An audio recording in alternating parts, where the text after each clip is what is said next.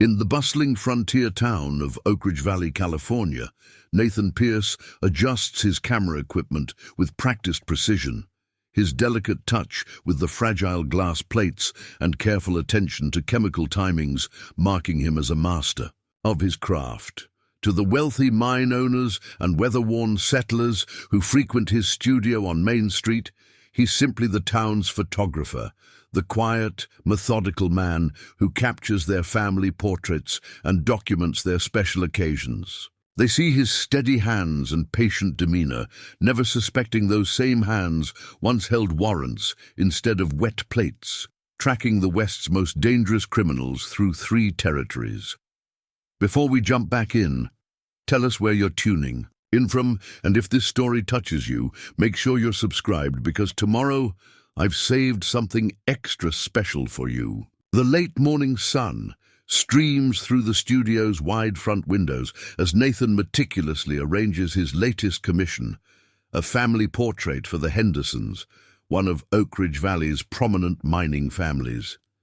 His movements are precise, economical, though none of his clients notice the subtle grace that speaks of skills far removed from photography. To them, he's simply the talented artist who immortalizes their memories on silver-coated glass, known for his eye for detail and ability to make even the most nervous subject comfortable before his lens. The studio's usual crowd fills the waiting area. Miners' wives in their Sunday best, ranchers looking to send portraits back east, and the occasional business owner wanting to document their establishment. Miss Clara, his assistant, efficiently manages appointments while Nathan maintains his careful watch over the room, a habit his clients mistake for simple professional attention. "How much longer for our prints, Mr. Pierce?" calls James Morrison. From his seat by the window, the young rancher's face bright with anticipation for his wedding photographs. "Coming along nicely," Nathan responds, his voice carrying that particular warmth that makes every client feel like his most important customer. As he checks the developing images, his gaze catches movement through the front windows, 3 unfamiliar riders moving slowly down Main Street, their horses' gaits suggesting they've come far. Something in their bearing sets off warnings. In Nathan's mind, instincts honed through years he never discusses. Miss Clara emerges from the darkroom, adjusting her apron as she reviews their schedule.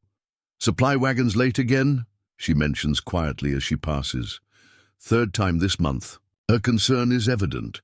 They've heard rumors of photography supplies being delayed or disappearing entirely along the mountain passes. Nathan's response is measured, casual, though his mind catalogues details with professional precision.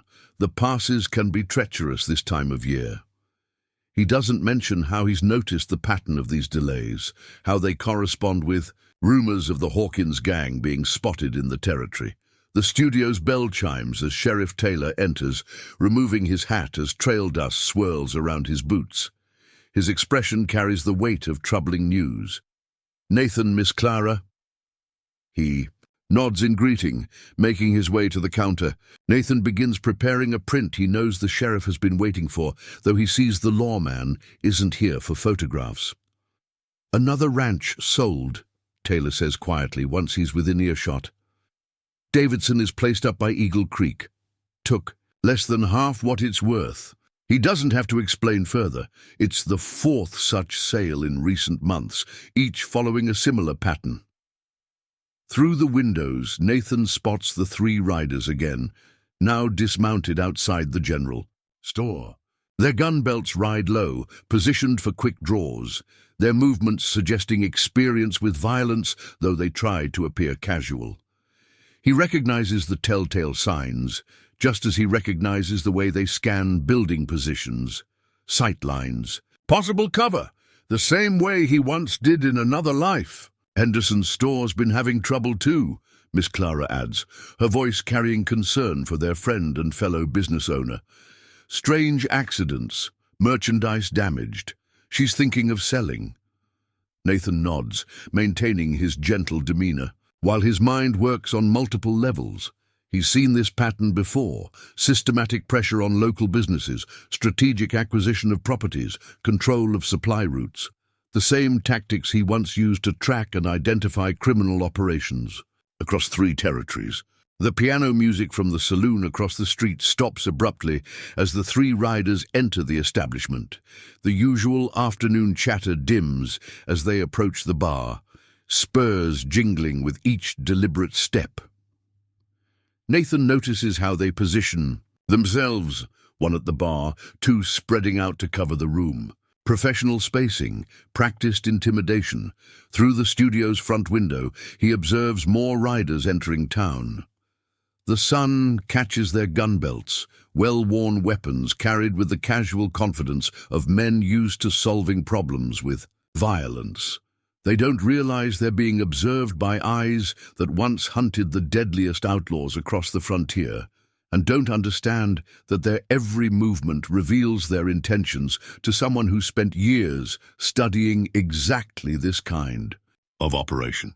"Your print ready, Sheriff," Nathan says, maintaining his professional demeanor as he hands over the photograph. Taylor takes it with a distracted nod, his attention clearly on the new arrivals outside. "Appreciate it, Nathan. Fine work as always." He pauses, lowering his voice. "These strangers, they've been asking about property deeds, business licenses, making offers that sound too good to be true." Nathan's fingers brush against the hidden compartment beneath his workbench, where tools from another life wait in perfect readiness. "Times are changing," he responds neutrally, though his mind races through implications. Through the window he counts more riders arriving, 7 total now, moving with coordination that suggests organization. The Hawkins gang establishes presence, testing defenses, preparing for something bigger, just like in the old days when he tracked outlaw operations across the frontier. Only now he's seeing it from the other side, through the lens of his camera, rather than the sight of his rifle. But some skills never fade, some instincts never dull. Each photograph he takes of the town and its residents isn't just art, it's intelligence, documentation, preparation for what he fears is coming. The bell chimes again as the Henderson family arrives for their portrait, dressed in their finest clothes. "Mr. Pierce," John Henderson greets, though Nathan notes the strain in his voice, the way his eyes keep darting to the window. "Ready for our sitting?"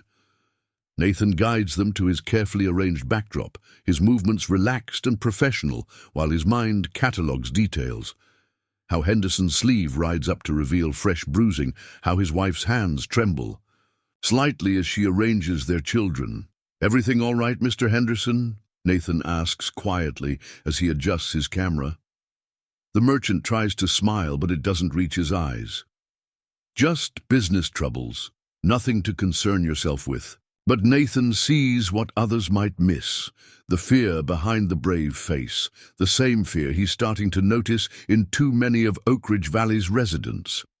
Through his studio windows, he watches more of the Hawkins gang's men establish positions. Throughout town, their practiced movements suggesting this is more than simple intimidation. They're securing key locations, controlling sightlines, preparing for something bigger than mere theft or extortion. Just like operations he's seen before, in places where law carried less weight than the threat of violence. As Nathan carefully exposes the glass plate for the Henderson portrait, his mind works on multiple levels. Every photograph he takes of the town isn't just capturing memories anymore, it's creating evidence, documenting patterns, preparing for what he fears is coming. His camera lens reveals what others might miss, just as his trained eye spots the signs of a sophisticated criminal operation taking shape.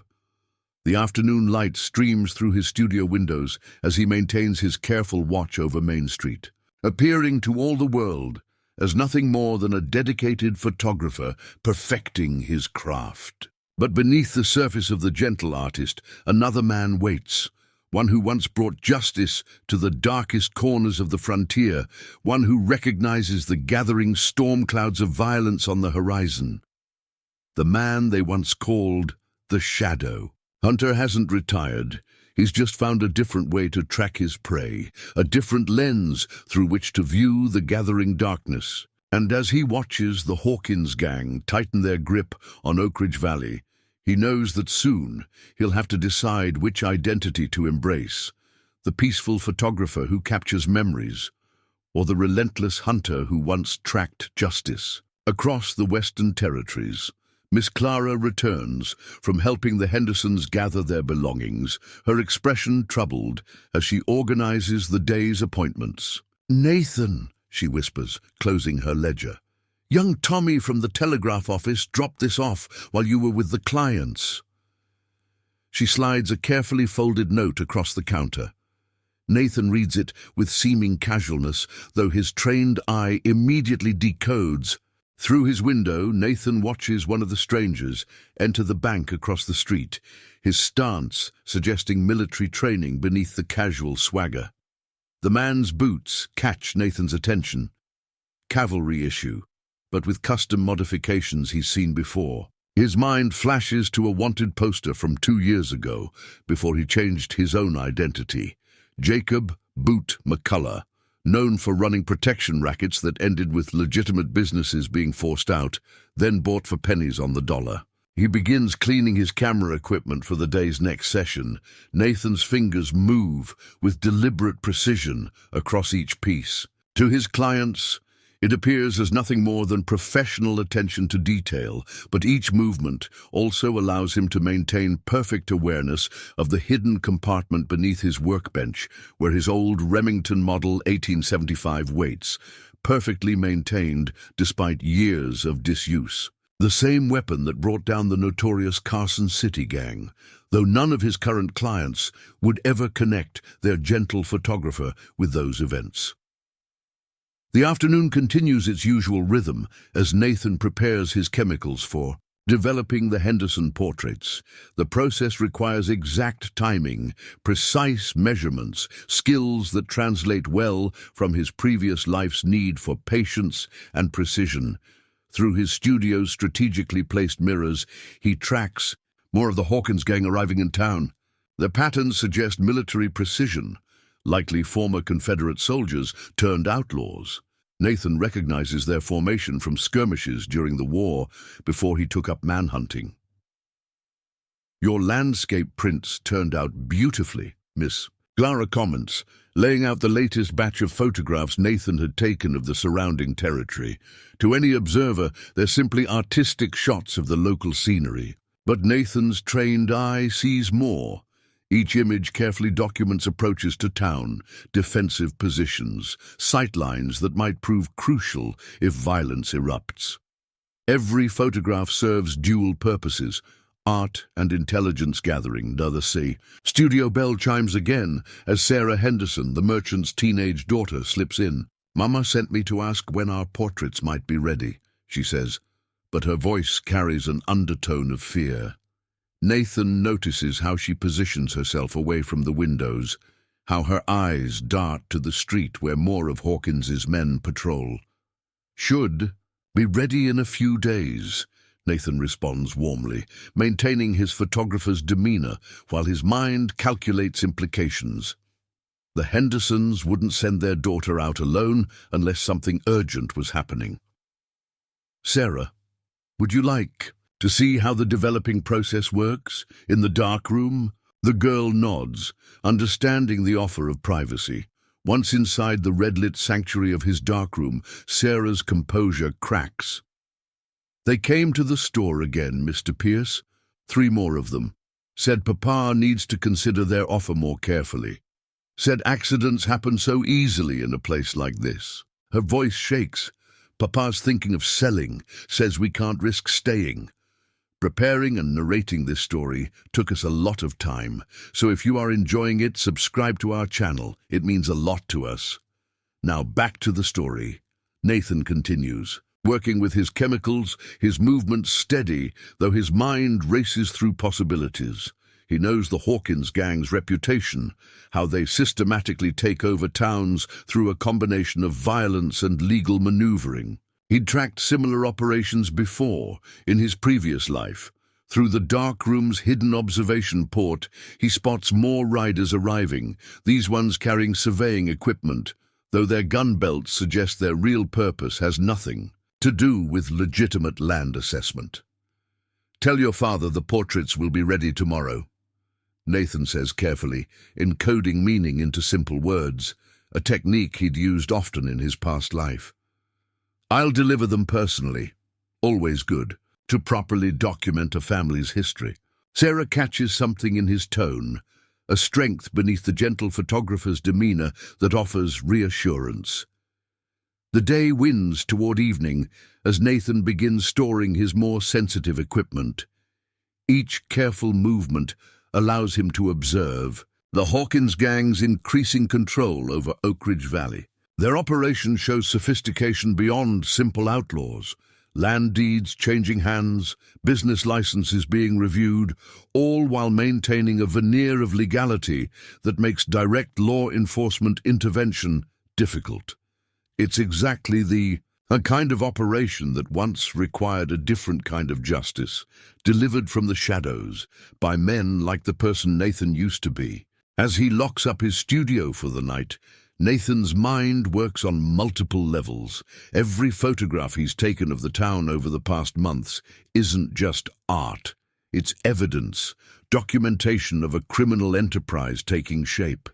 His camera has captured what others might miss, while his trained eye spots the signs of something bigger approaching. The peaceful life he's built in Oak Ridge Valley, balanced on the edge of a precipice, much like the delicate glass plates he uses to capture images. Miss Clara bids him good night, though they both know tomorrow will bring more than just their usual photographic work. Through the gathering dusk, Nathan watches the Hawkins gang's men establish evening positions throughout town. Their coordination suggests military training, their movements indicating preparation for something bigger than simple intimidation. The shadow hunter may have traded his tracking skills for a photographer's eye, but he hasn't forgotten how to read signs others miss. As Nathan heads home in the fading light, his mind analyzes patterns, positions, possibilities. The camera around his neck might document memories, but his real lens sees deeper, into the darkness gathering around Oak Ridge Valley, into the storm of violence approaching his adopted home. Dawn barely touches the peaks surrounding Oak Ridge Valley when Nathan Pierce unlocks his studio, the familiar scent of silver nitrate and collodion greeting him as he enters. Through his window, he spots unusual movement. Hawkins' men establishing positions before most businesses open, suggesting plans for serious pressure today. One group catches his particular attention. 3 riders he hasn't seen before, their gear suggesting extended travel, leading pack mules laden with suspiciously heavy cargo. He begins his morning routine, preparing chemicals with practiced precision, while his mind analyzes the changing situation. The new arrivals' saddlebags show signs of recent gunfire, scorch marks and powder residue that most would miss, but that tell him these men recently engaged in serious violence. Their horses' gaits suggest long, hard riding, possibly from the direction of Sacramento, where he'd heard rumors of a particularly brutal bank robbery last week. Miss Clara arrives as he's setting up his first exposure of the day, her face pale beneath her usual composure. "They've taken the Miller place," she whispers, arranging prints with trembling hands. "Middle of the night. Said they found problems with the deed. Poor Ann Miller and her children." She doesn't need to finish. Nathan's seen this pattern before. Families forced out through seemingly legal means, their properties acquired through carefully documented but fraudulent proceedings. The studio bell chimes as Sheriff Taylor enters, but something's different in his bearing. The lawman's badge, once worn with pride, now seems more burden than honor. "Nathan." He nods, his voice carrying defeat rather than his usual authority.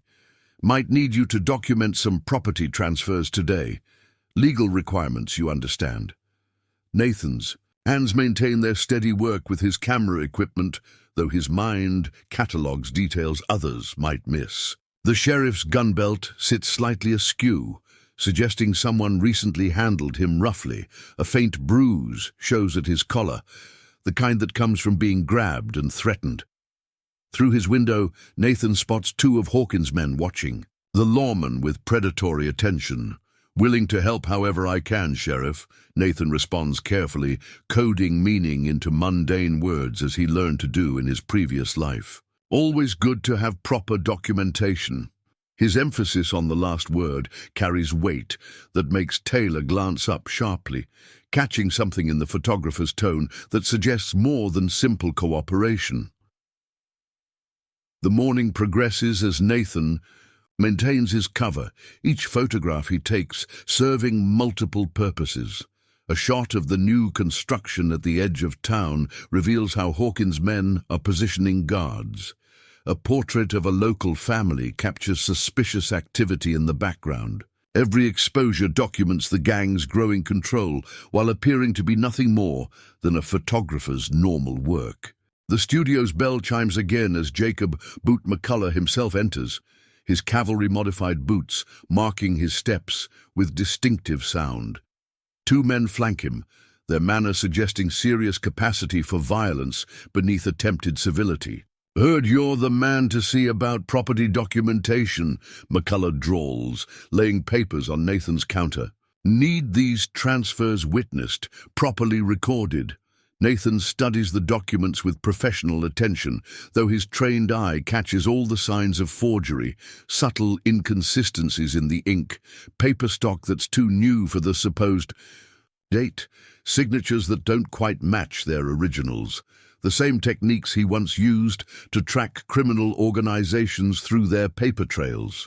"Fine work you do here," McCullough continues, moving to examine the photographs displayed on Nathan's walls. His appreciation seems genuine, though his next words carry clear threat.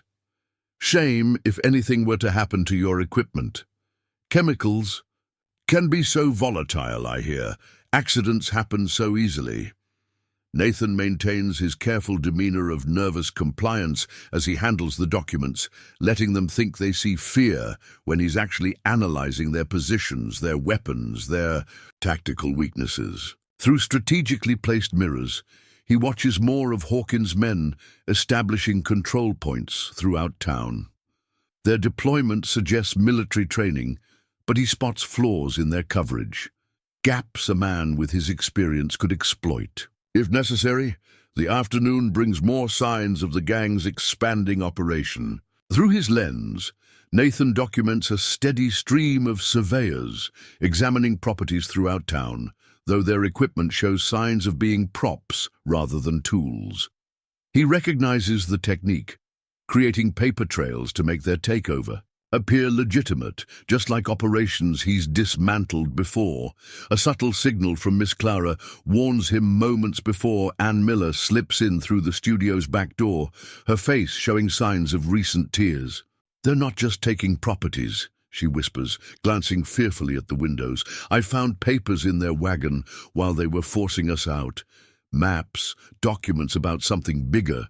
They're planning something for when the gold shipment comes through next week." Nathan's mind races through implications as he pretends to review photograph orders. The gold shipment. Regular transfer from Sacramento to the Territorial Bank. Heavily guarded, but following predictable routes. Perfect target for a sophisticated operation with inside knowledge and military precision. The studio bell chimes again as Sarah Henderson returns, ostensibly to check on her family's portraits. But Nathan notes how she positions herself away from the windows, how her hands shake slightly as she speaks. "Papa tried to stand up to them," she whispers once they're in the darkroom's privacy. "Said he wouldn't sell. Then they showed him something, papers about my brother Michael serving in the war. Said they could make sure he was charged with desertion if Papa didn't cooperate." Nathan's fingers move steadily over his chemical trays, while his mind calculates angles, options, possibilities. He recognizes the technique, using personal information to pressure families, gathering intelligence to make their threats specific and effective. The same methods he once used to track criminal organizations, now turned against the people he's come to care about. Through his window, he spots more riders arriving, these ones different from Hawkins' usual men. Their gear and weapons suggest government connections, but Nathan's trained eye catches inconsistencies, false marshals' badges that don't quite match official design, documentation that's too new to be genuine. The operation is larger than simple land grabs, reaching into territorial politics itself. As evening approaches, Nathan begins his usual process of securing sensitive equipment. Each careful movement allows him to observe Hawkins' operation taking shape. Their men now control key positions throughout town, their pressure on businesses increasing systematically. Through his lens, he watches them establish surveillance on the telegraph office, controlling communication with the outside world. Sheriff Taylor returns as Nathan's preparing to close, his manner suggesting urgency beneath attempted casualness. "Interesting thing about photographs," the lawman says quietly, once they're alone. "How they capture details a man might miss at first glance. Might be worth reviewing your recent work, especially anything showing certain new arrivals in town." Nathan catches the lawman's meaning. Taylor hasn't completely surrendered to Hawkins' control and is still looking for ways to fight back. But they both know normal law enforcement can't handle what's coming. This situation requires a different kind of justice, delivered from shadows by men who understand how to dismantle sophisticated criminal operations piece by piece. The sun sets over Oak Ridge Valley as Nathan secures his studio for the night, his movements maintaining perfect cover while his mind works on multiple levels. Every photograph he's taken serves as intelligence, evidence, preparation. His camera captures what others might miss, while his trained eye spots the signs of something bigger approaching. The peaceful life he's built balances on the edge of a precipice, much like the delicate glass plates he uses to capture images. Through carefully positioned mirrors, he watches Hawkins' men establish night positions throughout town. Their coordination suggests military precision, their movements indicating preparation for something bigger than simple intimidation. The gold shipment, the false marshals, the systematic pressure on local businesses, pieces of a larger operation. Taking shape, late evening finds Nathan in his darkroom, developing the day's photographs with practiced precision. Each image reveals more than just faces and places. They document the growing cancer eating at Oak Ridge Valley's heart. A family portrait shows suspicious figures in the background examining the bank's exterior. A landscape captures unusual activity near the old mining trails. Every plate tells a story beyond its surface. The dark room's red light catches something unusual in one of the day's photographs, a detail he missed in the moment of taking it. In the background of the Miller family's forced eviction, a document is visible on one of the false marshal's saddles. Nathan's trained eye, enhanced by years of tracking subtle clues, catches what others would miss. Letterhead from the territorial governor's office. But the pattern of the official seal is wrong in ways only someone with his experience would notice. A soft knock at the back door interrupts his examination. Tommy from the telegraph office slips in, his young face showing strain beyond his years. "Mr. Pierce," he whispers, glancing nervously at the windows. "They've got men watching the office now, but I managed to copy this before they took over." He produces a crumpled telegram, his hand shaking slightly. Nathan reads the message with growing concern. Orders for additional men, references to Operation Golden Dawn, mentions of timing coordinated with the gold shipment. But what catches his attention is the signature. Colonel James Hawkins, supposedly killed in action 3 years ago during a border skirmish. The same man Nathan had tracked before assuming his new identity. the same criminal mastermind he'd nearly caught before losing him in the Sonoran desert. Through his studio's back window, Nathan observes more activity in town.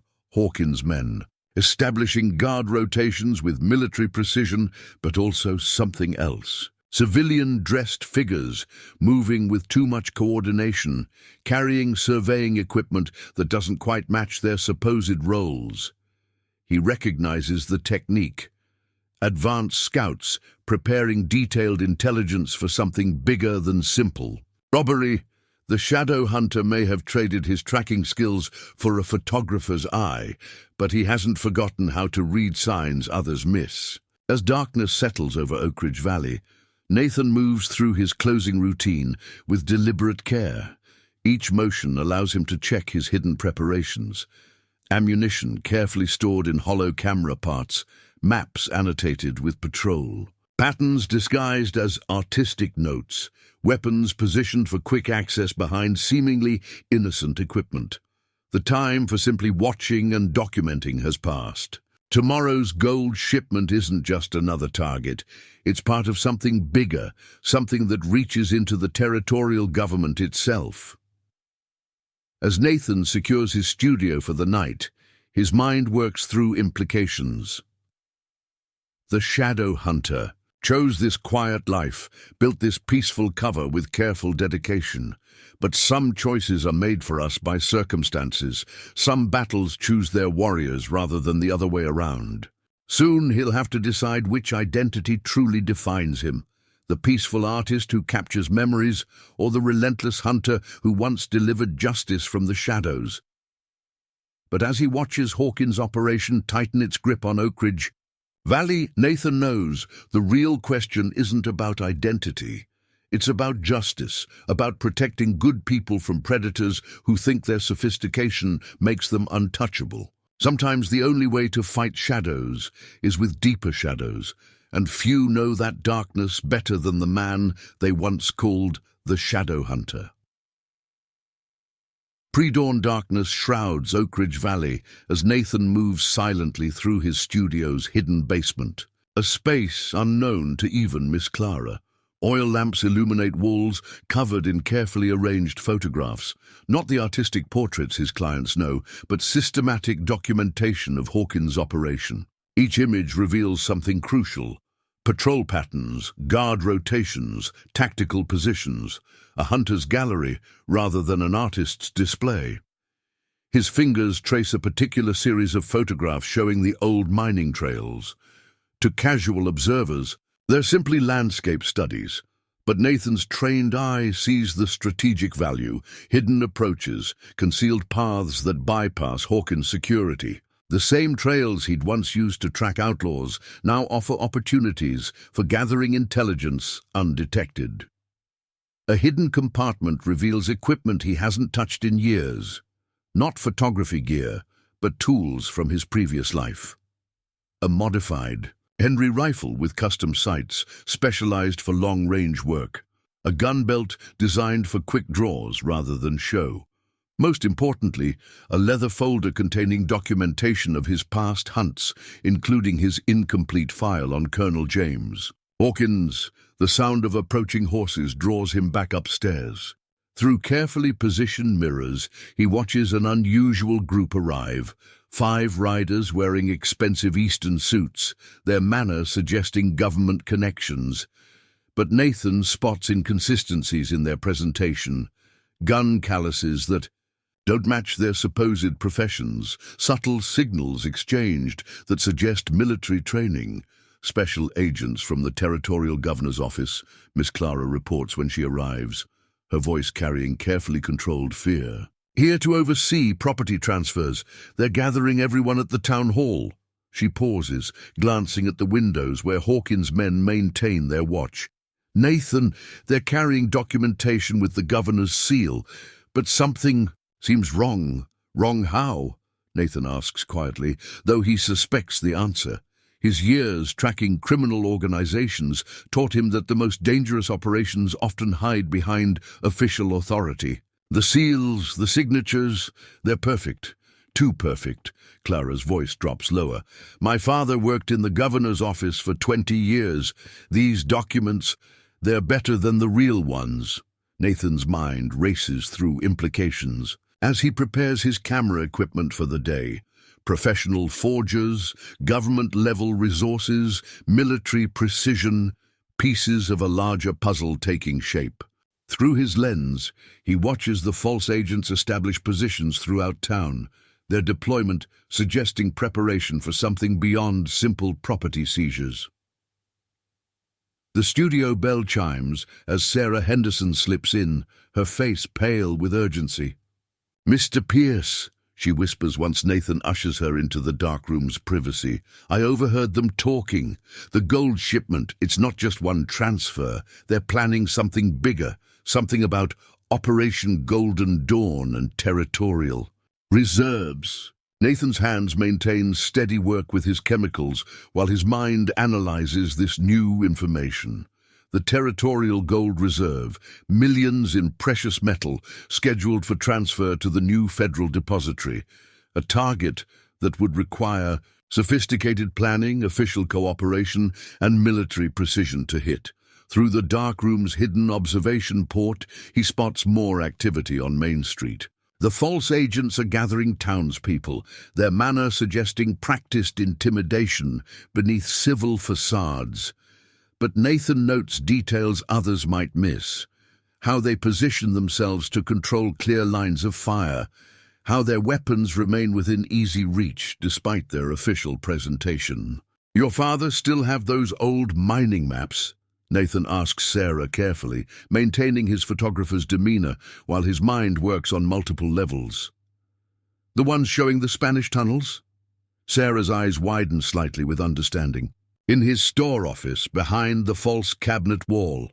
She pauses, catching something in Nathan's tone. "The tunnels, they run under most of the town, don't they? Connect to the old silver mines?" Perfect.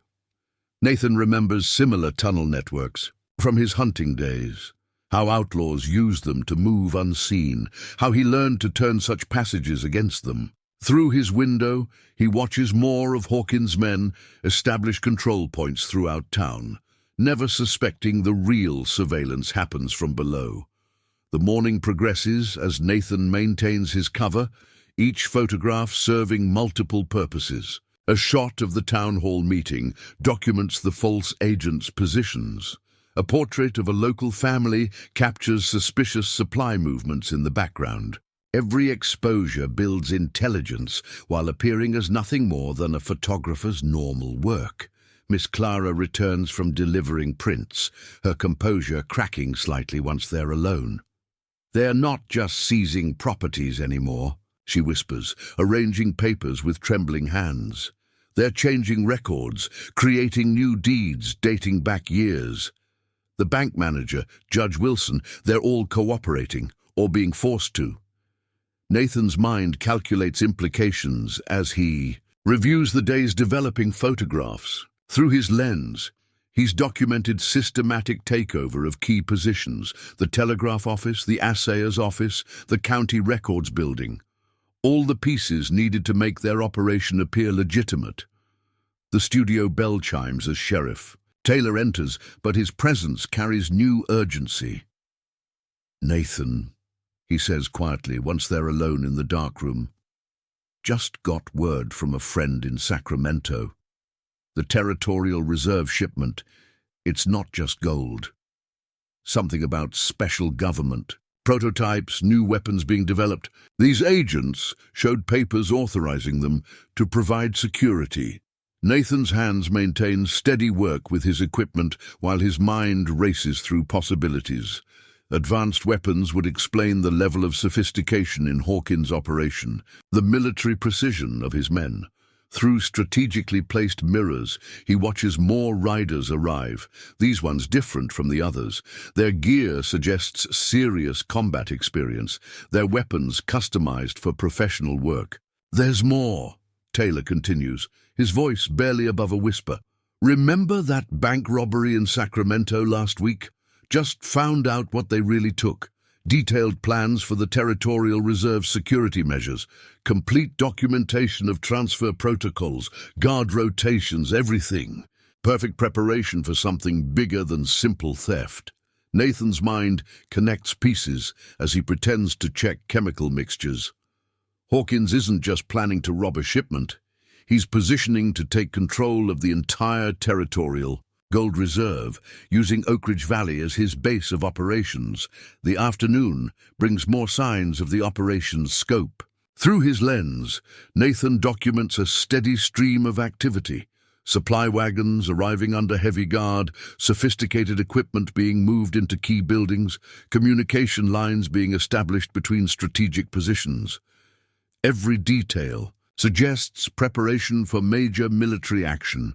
A subtle signal from Miss Clara warns him moments before Ann Miller returns, her face showing fresh fear. "They're setting up some kind of command center in the old mine office," she whispers, glancing fearfully at the windows. Saw them moving in strange equipment, telegraph machines, map tables, things that look military. Nathan's mind races through implications as he maintains his careful facade. The old mine office, perfect position overlooking the main approach. To town, direct access to the tunnel network below. Through his window, he spots more of Hawkins' professionals arriving, their movements suggesting serious combat experience beneath civilian disguise. The sun sets over Oak Ridge Valley as Nathan secures his studio, each movement allowing him to observe Hawkins' operation taking shape. Their control extends beyond simple intimidation now. Systematic preparation for something unprecedented. Through his lens, he's documented every stage. The false agents, the forged documents, the sophisticated equipment appearing in key locations. In his hidden basement, Nathan reviews the day's intelligence gathered through his camera's eye. Each photograph reveals another piece of Hawkins' plan. Not just the gold shipment, but complete takeover of territorial security. The civil facade masks military precision, official authority concealing criminal expertise. A particular series of photographs draws his attention, shots of the new equipment being moved into town. To most observers, they'd appear to be simple machinery for the mines, but Nathan's experienced eye catches crucial details.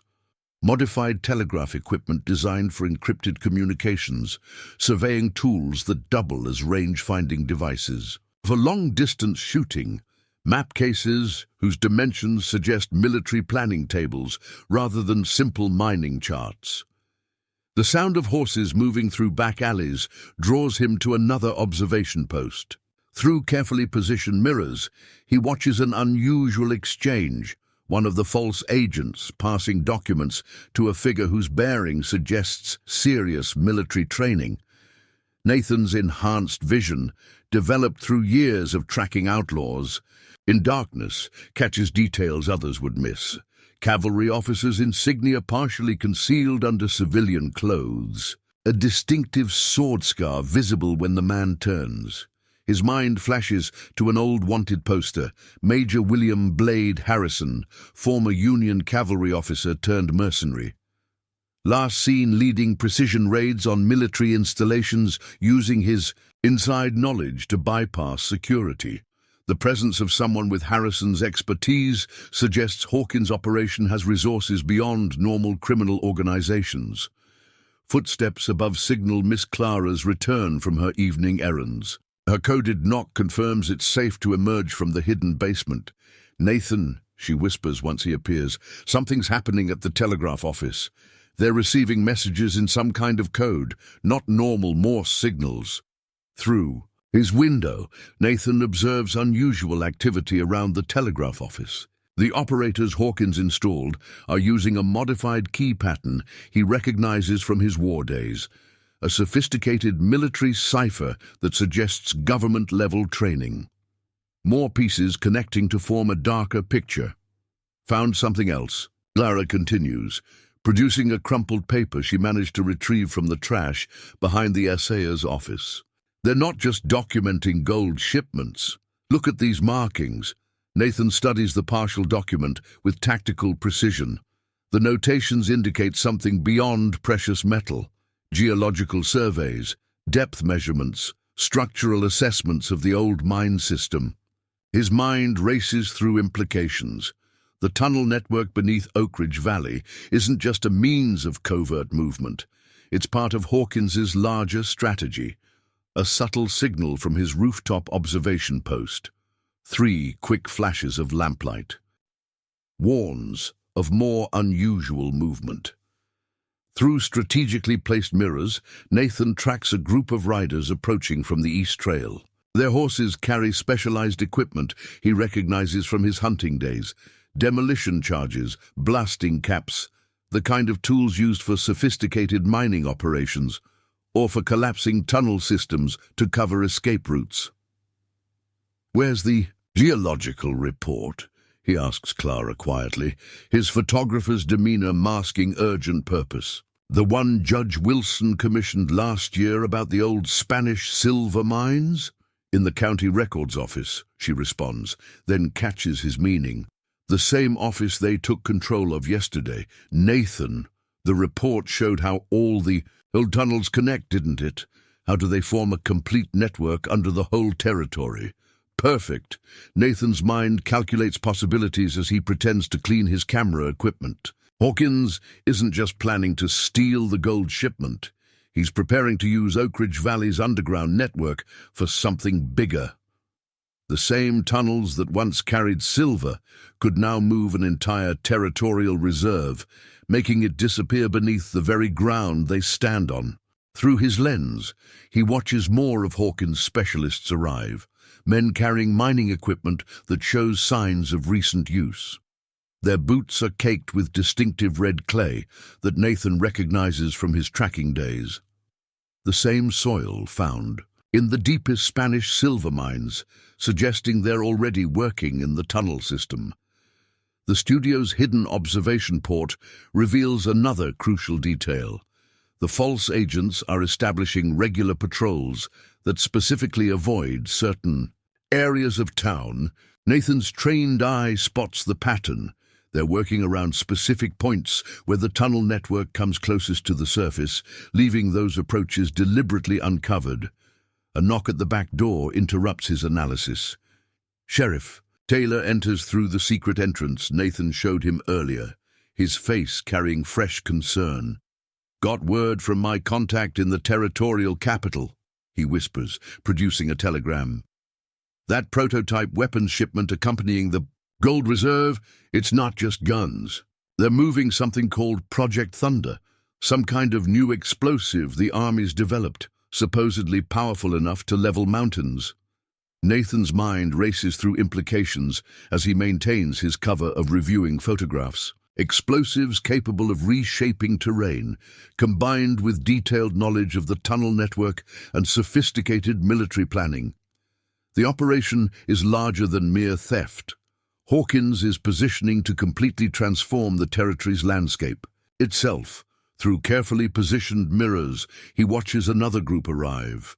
Men whose gear suggests expertise with demolitions, their saddlebags bulging with equipment that makes specific metallic sounds he recognizes from his war days. Not just basic explosives, but precision charges designed for controlled detonation. The shadow hunter chose this quiet life, built his peaceful cover with careful dedication. But as he studies the evidence mounting in his hidden basement, Nathan knows some battles choose their warriors. His camera has captured what others miss, while his trained eye spots the signs of approaching catastrophe. Soon, he'll have to decide: maintain his cover and watch Hawkins reshape the territory itself, or embrace his old identity and stop an operation that threatens not just gold, but the very ground beneath their feet. The gentle artist who documents memories faces his moment of truth, as the relentless hunter who once delivered justice from shadows recognizes that some threats require stepping back into darkness to confront them. Midnight oil burns in Nathan's studio as he processes his most recent photographs with practiced urgency.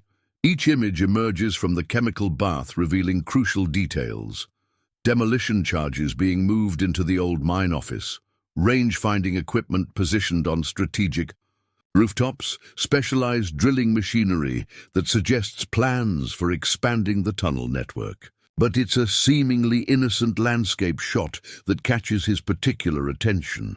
Fresh wagon tracks leading to an abandoned silver mine shaft, tracks that shouldn't exist if the shaft was truly abandoned. A subtle tap at the dark room door signals Miss Clara's return from her evening reconnaissance. "They're moving something big through the tunnels," she whispers, her voice carrying controlled fear. "Saw them bringing in timber supports, fresh rail tracks. Whatever they're preparing for, it's happening soon." Nathan's hands maintain steady work with his chemicals, while his mind calculates implications. Through the dark room's observation port, he spots unusual movement. Pairs of men carrying heavy crates into the assayer's office well past closing time. Their movements suggest military training, but he notes something else. They're wearing thick-soled boots designed for working around volatile materials. "Found something else," Clara continues, producing a torn page she managed to retrieve from the telegraph office's trash. "It's part of a supply manifest. Look at the quantities." Nathan studies the partial document with tactical precision. The list includes industrial chemicals he recognizes from both photography and demolition work, substances that, when combined properly, could create explosives far more sophisticated than ordinary dynamite. His mind flashes to rumors he'd heard about Project Thunder, experimental compounds developed by Army researchers designed to reshape terrain itself. The sound of approaching horses draws him to another observation point. Through carefully positioned mirrors, he watches an unusual group arrive, men dressed as ordinary miners, but carrying equipment that betrays their true expertise. Their gear includes specialized drilling tools he recognizes from his tracking days, tools designed for precision work rather than bulk excavation. "They've got Tommy," Clara whispers urgently. "The telegraph boy. Caught him copying one of their messages." Her hands tremble slightly as she arranges prints. "They're holding him in the old mine office, but I heard them talking about moving him somewhere more secure once they've finished questioning him." Nathan's mind races through options as he maintains his photographer's facade. The old mine office connects directly to the tunnel network. If they move Tommy underground, finding him becomes exponentially more difficult. Through his window, he spots more of Hawkins' specialists arriving, their movements suggesting preparation for major activity. A sharp whistle from the street, their prearranged danger signal. Nathan quickly secures his most sensitive equipment as Boot McCullough enters the studio, flanked by two men whose bearing suggests serious combat experience. "Working late, Mr. Pierce," McCullough drawls, his casual tone masking deadly purpose. "Dedication to your craft is admirable, but some things shouldn't be documented too carefully." Nathan maintains his carefully crafted demeanor of nervous submission as McCullough moves to examine the photographs drying on their lines, but his trained eye catches subtle details. How the men position themselves to cover exits, how their hands never stray far from concealed weapons. "Interesting perspective," McCullough comments, studying a landscape shot that happens to show the mine office in the background. "You've got quite an eye for detail. Notice things others might miss." His voice carries a clear threat beneath false appreciation. Sometimes noticing too much can be unhealthy. Through strategically placed mirrors, Nathan watches more of Hawkins's men establish positions around his studio. Their deployment suggests they're not just here to threaten, they're preparing for serious action. His mind calculates angles, options, escape routes. He's prepared for exactly this situation. "Found these in the developing trays," McCullough continues, producing several glass plates showing suspicious activity around the tunnel entrances. "Seems you've been documenting more than just pretty views and family portraits." He steps closer, cavalry-modified boots marking each movement with distinctive sound. Colonel Hawkins doesn't appreciate unauthorized attention to his business operations. Nathan's fingers brush against hidden catches beneath his workbench, mechanisms designed to access emergency equipment. But before tension can break into violence, commotion erupts outside. Through the window, he spots riders approaching at speed, regular army patrol, their uniforms and gear unmistakably genuine. McCullough's men react with professional precision, quickly concealing weapons and adopting casual poses.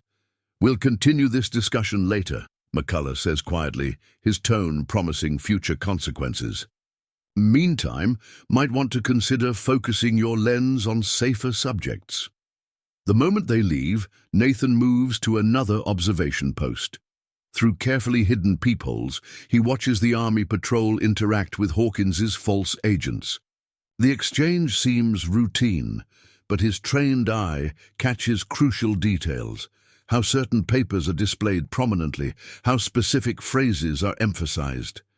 They're not just fooling the patrol, they're using them to reinforce their cover of legitimate authority. "Nathan," Clara whispers once the street clears, "while they were distracted, I saw something in McCullough's coat pocket. Blueprints, but not for the mines. They looked like technical diagrams for some kind of machinery." "Perfect." Nathan's mind connects pieces as he retrieves his most sensitive equipment from hidden compartments. Project Thunder isn't just explosives. It's something bigger, something that combines demolitions with sophisticated machinery. Through his lens, he documented components being moved into position: precision drills, hydraulic systems, equipment that suggests plans for reshaping the very earth beneath Oakridge Valley. A subtle signal from the rooftop observation post warns of more movement. Through positioned mirrors, Nathan tracks another group approaching from the East Trail. These riders are different. Their gear suggests expertise with mechanical systems rather than just demolitions. One particular detail catches his attention. They're carrying specialized tools he recognizes from his war days, tools designed for working with experimental steam-powered mining equipment. The night deepens as Nathan develops his final photographs, each image adding to the pattern of evidence. Hawkins isn't just planning to steal the territorial reserve, he's positioning to use Project Thunder's technology to completely transform the region's geography. The tunnel network, the sophisticated equipment, the precision demolitions, all pieces of a plan to reshape the territory itself. Through hidden observation ports, he watches Hawkins' operation shift into higher gear. More men arriving with military precision, more equipment being moved into strategic positions, more preparation for something unprecedented. But they don't realize they're being documented by someone who understands exactly what he's seeing, someone who once hunted the West's most sophisticated criminal operations. The shadow hunter chose a quiet life, built his cover with careful dedication. But as he studies the mounting evidence, Nathan knows some threats require stepping back into darkness to confront them.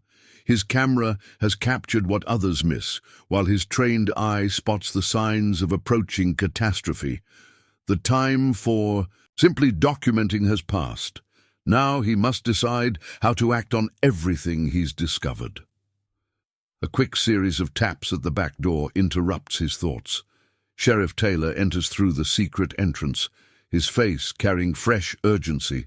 "Just got word from a friend in the territorial capital," he whispers, producing a crumpled telegram. "That Project Thunder equipment, it's not just for reshaping terrain. The Army developed it for something else, some kind of new mining technique that can extract gold from deposits too deep for normal methods." Nathan's mind races through implications as he secures his most sensitive photographs. Hawkins isn't just planning to steal existing gold, he's positioning to access untapped deposits throughout the territory, using stolen military technology to reach wealth others can't touch. The complete transformation of the region would aid their operation, making it appear as nothing more than aggressive but legitimate mining expansion. Through carefully positioned mirrors, he watches the night shift of Hawkins' men take their positions. Their movements suggest preparation for major activity, their coordination indicating the operation is entering its final phase. The Territorial Reserve shipment arrives tomorrow, but now Nathan understands it's not their primary target. It's just cover for something far more ambitious. The gentle artist who documents memories faces his moment of truth. His camera has gathered the evidence, revealing the true scope of Hawkins' plan.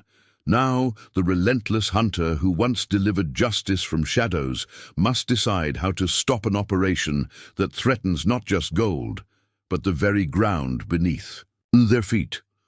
Nathan moves swiftly to his hidden basement, accessing a concealed safe behind an array of photographic equipment. Inside, alongside his old tracking gear, lies a journal documenting his previous encounter with Hawkins.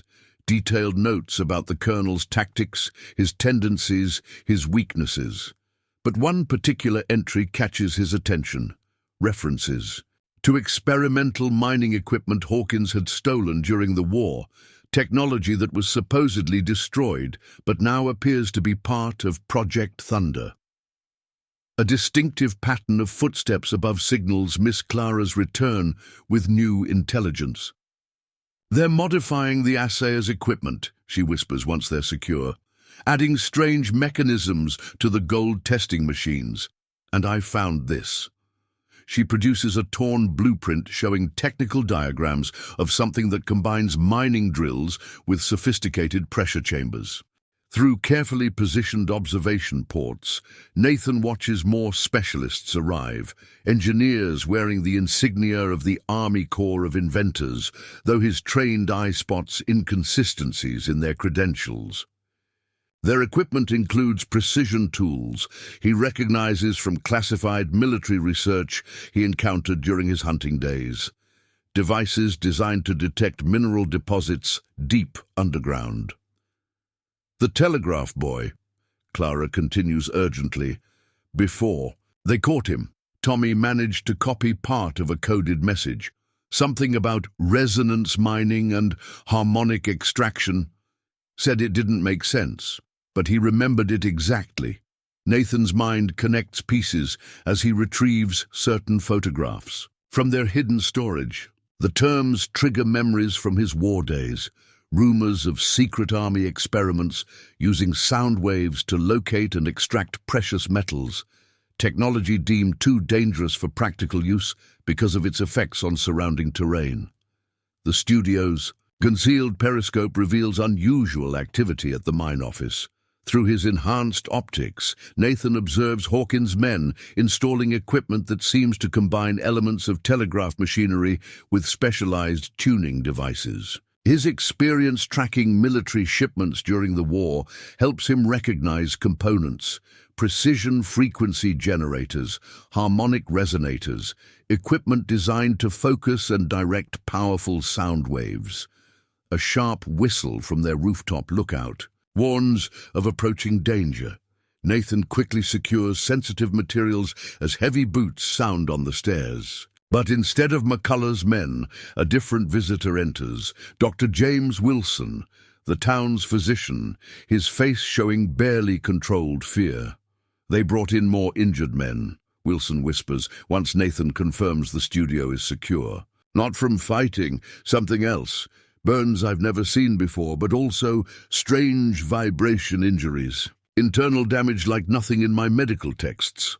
He produces a rough sketch showing unusual wound patterns. Whatever they're testing in those tunnels, it's not just explosives. Through strategic observation points, Nathan tracks more movement. Throughout town, Hawkins' operation is shifting into higher gear, but he spots details others would miss. How certain men carry specialized protective gear, how they maintain careful distance from specific equipment, how they time their activities to avoid particular areas at certain intervals. The night deepens as Nathan processes this new intelligence. Project Thunder isn't just about reshaping terrain. It's about using forbidden military technology to extract wealth that normal mining can't reach. The territorial reserve shipment is merely cover for importing the final components they need, while the tunnel network provides perfect testing grounds for their experimental equipment. A subtle signal from another observation post draws his attention. Through carefully angled mirrors, he watches an unusual exchange near the telegraph office. One of the false agents passes documents to a figure whose bearing suggests serious scientific expertise. Nathan's enhanced vision catches crucial details: chemical formulas written on visible papers, mathematical equations that relate to wave propagation and resonance frequencies. His mind races through implications while maintaining his cover of organizing photographic supplies. Hawkins isn't just planning to steal gold, he's positioning to revolutionize mining itself, using stolen military science to access mineral wealth others can't touch. But the technology's dangerous nature, evidenced by the mounting injuries, suggests catastrophic risks to the entire region. The Shadow Hunter chose a quiet life for good reasons. But as he studies the evidence of Hawkins' operation, Nathan knows some threats require confronting darkness with deeper darkness. His camera has documented the components of approaching disaster, while his trained eye recognizes signs of technology that should have remained buried in classified military archives. Time grows short as he observes final preparations through his network of surveillance points. Hawkins' men continue moving equipment into position, each piece adding to the pattern of sophisticated scientific theft. But they don't realize their operation is being documented by someone who understands exactly what he's seeing, someone who once hunted the West's most dangerous combinations of military power and criminal ambition. The gentle artist who captures memories must now face a decision that could reshape more than just his own fate. His camera has revealed a conspiracy that threatens not just gold or land, but the very foundations of Oakridge Valley itself. The time has come for the Shadow Hunter to step back into darkness, to confront an operation that combines forbidden military science with criminal expertise. The real hunt is about to begin. And this time, it's not just about tracking outlaws. It's about stopping technology that could tear the very ground from beneath their feet. The first hints of dawn touch Oakridge Valley's peaks as Nathan makes his way through the hidden tunnel, network beneath the town, moving with the silent precision that once earned him the name Shadow Hunter.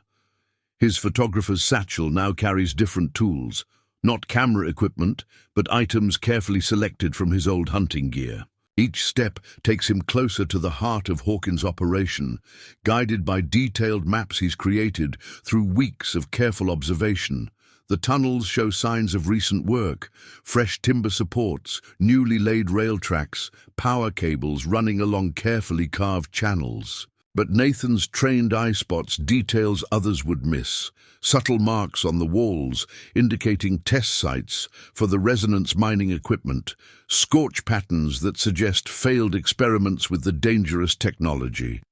A distant rumble vibrates through the rock, different from normal mining sounds.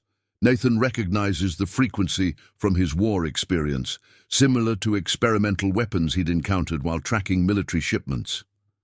Through carefully positioned listening posts, he picks up fragments of conversation echoing through the tunnel network. Calibration is still off. The containment field isn't holding, losing too many men to these tests.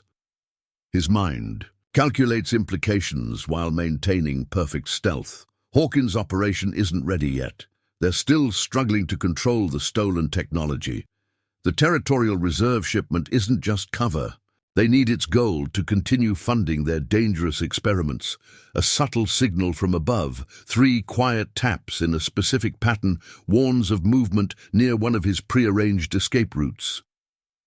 Through a carefully concealed observation port, Nathan watches an unusual exchange, one of Hawkins' scientists arguing with Boot McCullough, their heated whispers carrying clear through Nathan's enhanced listening equipment. The resonance chamber is unstable, the scientist insists, his manner suggesting genuine fear rather than mere concern. These frequencies, they're affecting more than just mineral deposits. The whole tunnel network could collapse if we push the power levels any higher. McCullough's response carries a cold threat. Colonel's orders. We need results before the main shipment arrives. Anyone who can't handle the risk can join our other reluctant participants. Nathan's mind races through possibilities as he processes this intelligence. Through another observation point, he spots more of Hawkins' men, moving specialized equipment deeper into the tunnel system. Pressure gauges, frequency modulators, devices designed to measure and control powerful sound waves. The tunnels branch into older passages, their walls showing signs of Spanish silver mining from centuries past. But Nathan notes how Hawkins' operation has modified these ancient workings. Strategic reinforcement at key points, careful placement of resonance measuring devices, preparation for something far beyond normal mining. A familiar pattern of footsteps above signals an approaching ally. Sarah Henderson appears at their predetermined meeting point, her face pale but determined in the tunnel's dim light. "They're moving, Tommy," she whispers, glancing nervously at the shadows. "Heard them talking, taking him to some kind of special testing chamber, something about needing subjects for calibration experiments." The gentle artist who captures memories must now become something else entirely. His camera revealed the conspiracy, but stopping it requires skills from his darker past. The time has come for the Shadow Hunter to step fully back into darkness, to confront an operation that combines forbidden military science with criminal expertise, in ways that threaten not just gold or land, but the very stability of the earth beneath Oak Ridge Valley. The real hunt has begun, and this time it's not just about tracking outlaws. It's about stopping technology that could tear reality itself apart with the power of sound. A muffled explosion echoes through the tunnel network, followed by screams that carry distinct harmonic distortion. Nathan's enhanced hearing, developed through years of tracking in darkness, picks up the panicked voices of Hawkins' scientists. The resonance patterns are mutating. It's affecting the crystalline structure of the rock itself. We can't contain the harmonic cascade. Through a concealed observation port, he watches as they drag an injured man past his position. The victim's symptoms match nothing from his extensive experience. Skin vibrating at visible frequencies, eyes showing strange oscillating patterns, blood seeming to pulse with unnatural rhythms. "Got the latest casualty reports," Sarah whispers when they meet at their next predetermined point. "Dr. Wilson says it's worse than just physical injuries now. The survivors, they're hearing things, music in empty rooms, voices in the resonance, and patterns. Some can't sleep because the vibrations won't stop, even when the machines are turned off." Nathan's mind races through implications as they move deeper into the tunnel system.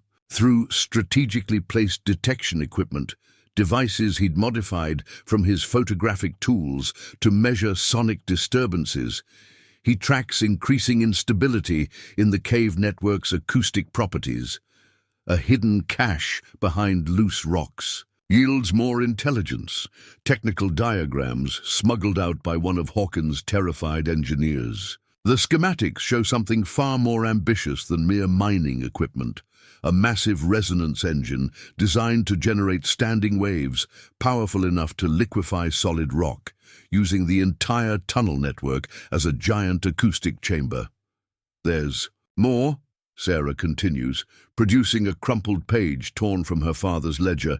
"The specialized metals they're ordering, they're not just for containing the sound waves. Look at these molecular formulas." She points to hastily scribbled notations in the margins. "They're trying to create some kind of crystalline matrix that amplifies the resonance effects." Perfect. Nathan's tracking experience helps him recognize the pattern. Through another observation point, he watches Hawkins' men installing strange crystalline structures at key tunnel junctions. The formations pulse with faint luminescence that corresponds to the sonic vibrations, suggesting some kind of feedback loop between the sound waves and the mineral matrix. A coded knock from above signals new intelligence from Miss Clara. The message confirms his worst fears. Hawkins' operation isn't just about extracting gold. They're attempting to create a self-sustaining resonance network that could theoretically transmute common minerals into precious metals through acoustic manipulation of atomic structures. Through carefully positioned mirrors, Nathan observes more specialized equipment being moved into the deeper tunnels, frequency modulators that make his enhanced vision blur, power conduits that seem to bend sound itself around them, devices that distort the very air they pass through. Found. "Tommy," Sarah whispers urgently. "They're keeping him in some kind of special chamber, walls lined with those crystal formations. But Nathan, he's changed. His eyes track things that aren't there. Says he can see sound waves moving through the air, hear colors in the rock." Nathan's mind calculates possibilities while maintaining perfect stealth. The resonance technology isn't just affecting the physical world.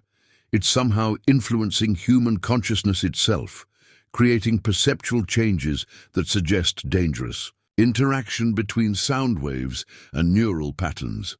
A deep tremor shakes the tunnel network, different from the previous vibrations. Through strategic observation points, Nathan watches Hawkins' scientists react with increasing panic to instrument readings. The crystalline matrices are beginning to synchronize independently of their control equipment, creating harmonic patterns that spread through the rock like living things. "Got word from my father," Sarah adds, her voice barely audible over the strange harmonics now permeating the tunnels. The surveyors are checking the town's foundations.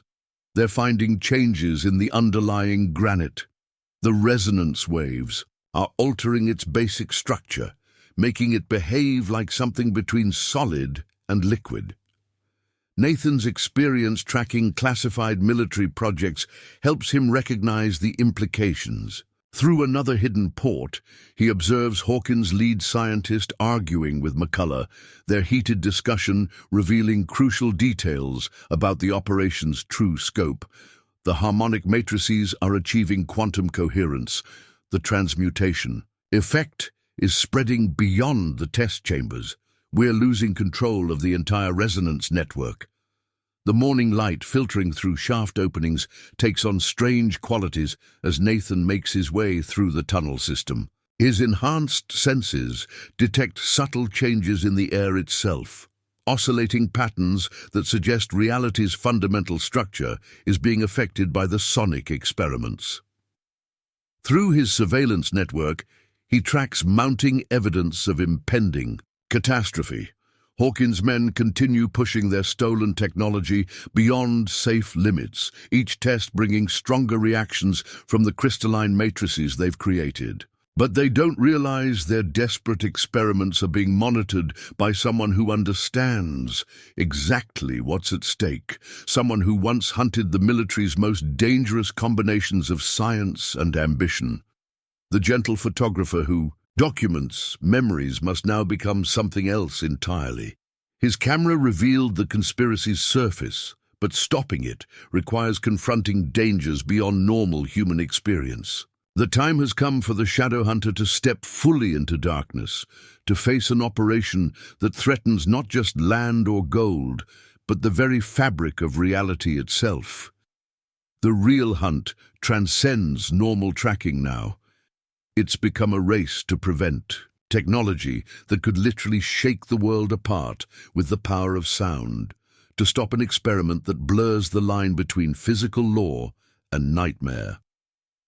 Pre-dawn darkness shrouds Oak Ridge Valley as Nathan makes his first move against Hawkins' operation.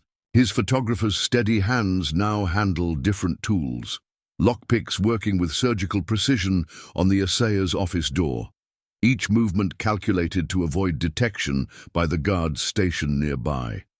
Inside, he finds what his surveillance suggested: detailed records of the crystalline matrix experiments, including something his previous intelligence gathering hadn't revealed.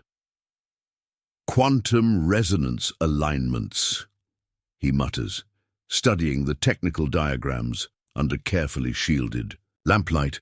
Sonic-activated molecular reconstruction. The documents confirm his worst fears while revealing new ones. Hawkins' scientists aren't just trying to extract gold, they're attempting to create it by fundamentally altering the atomic structure of common minerals through precisely controlled sound waves.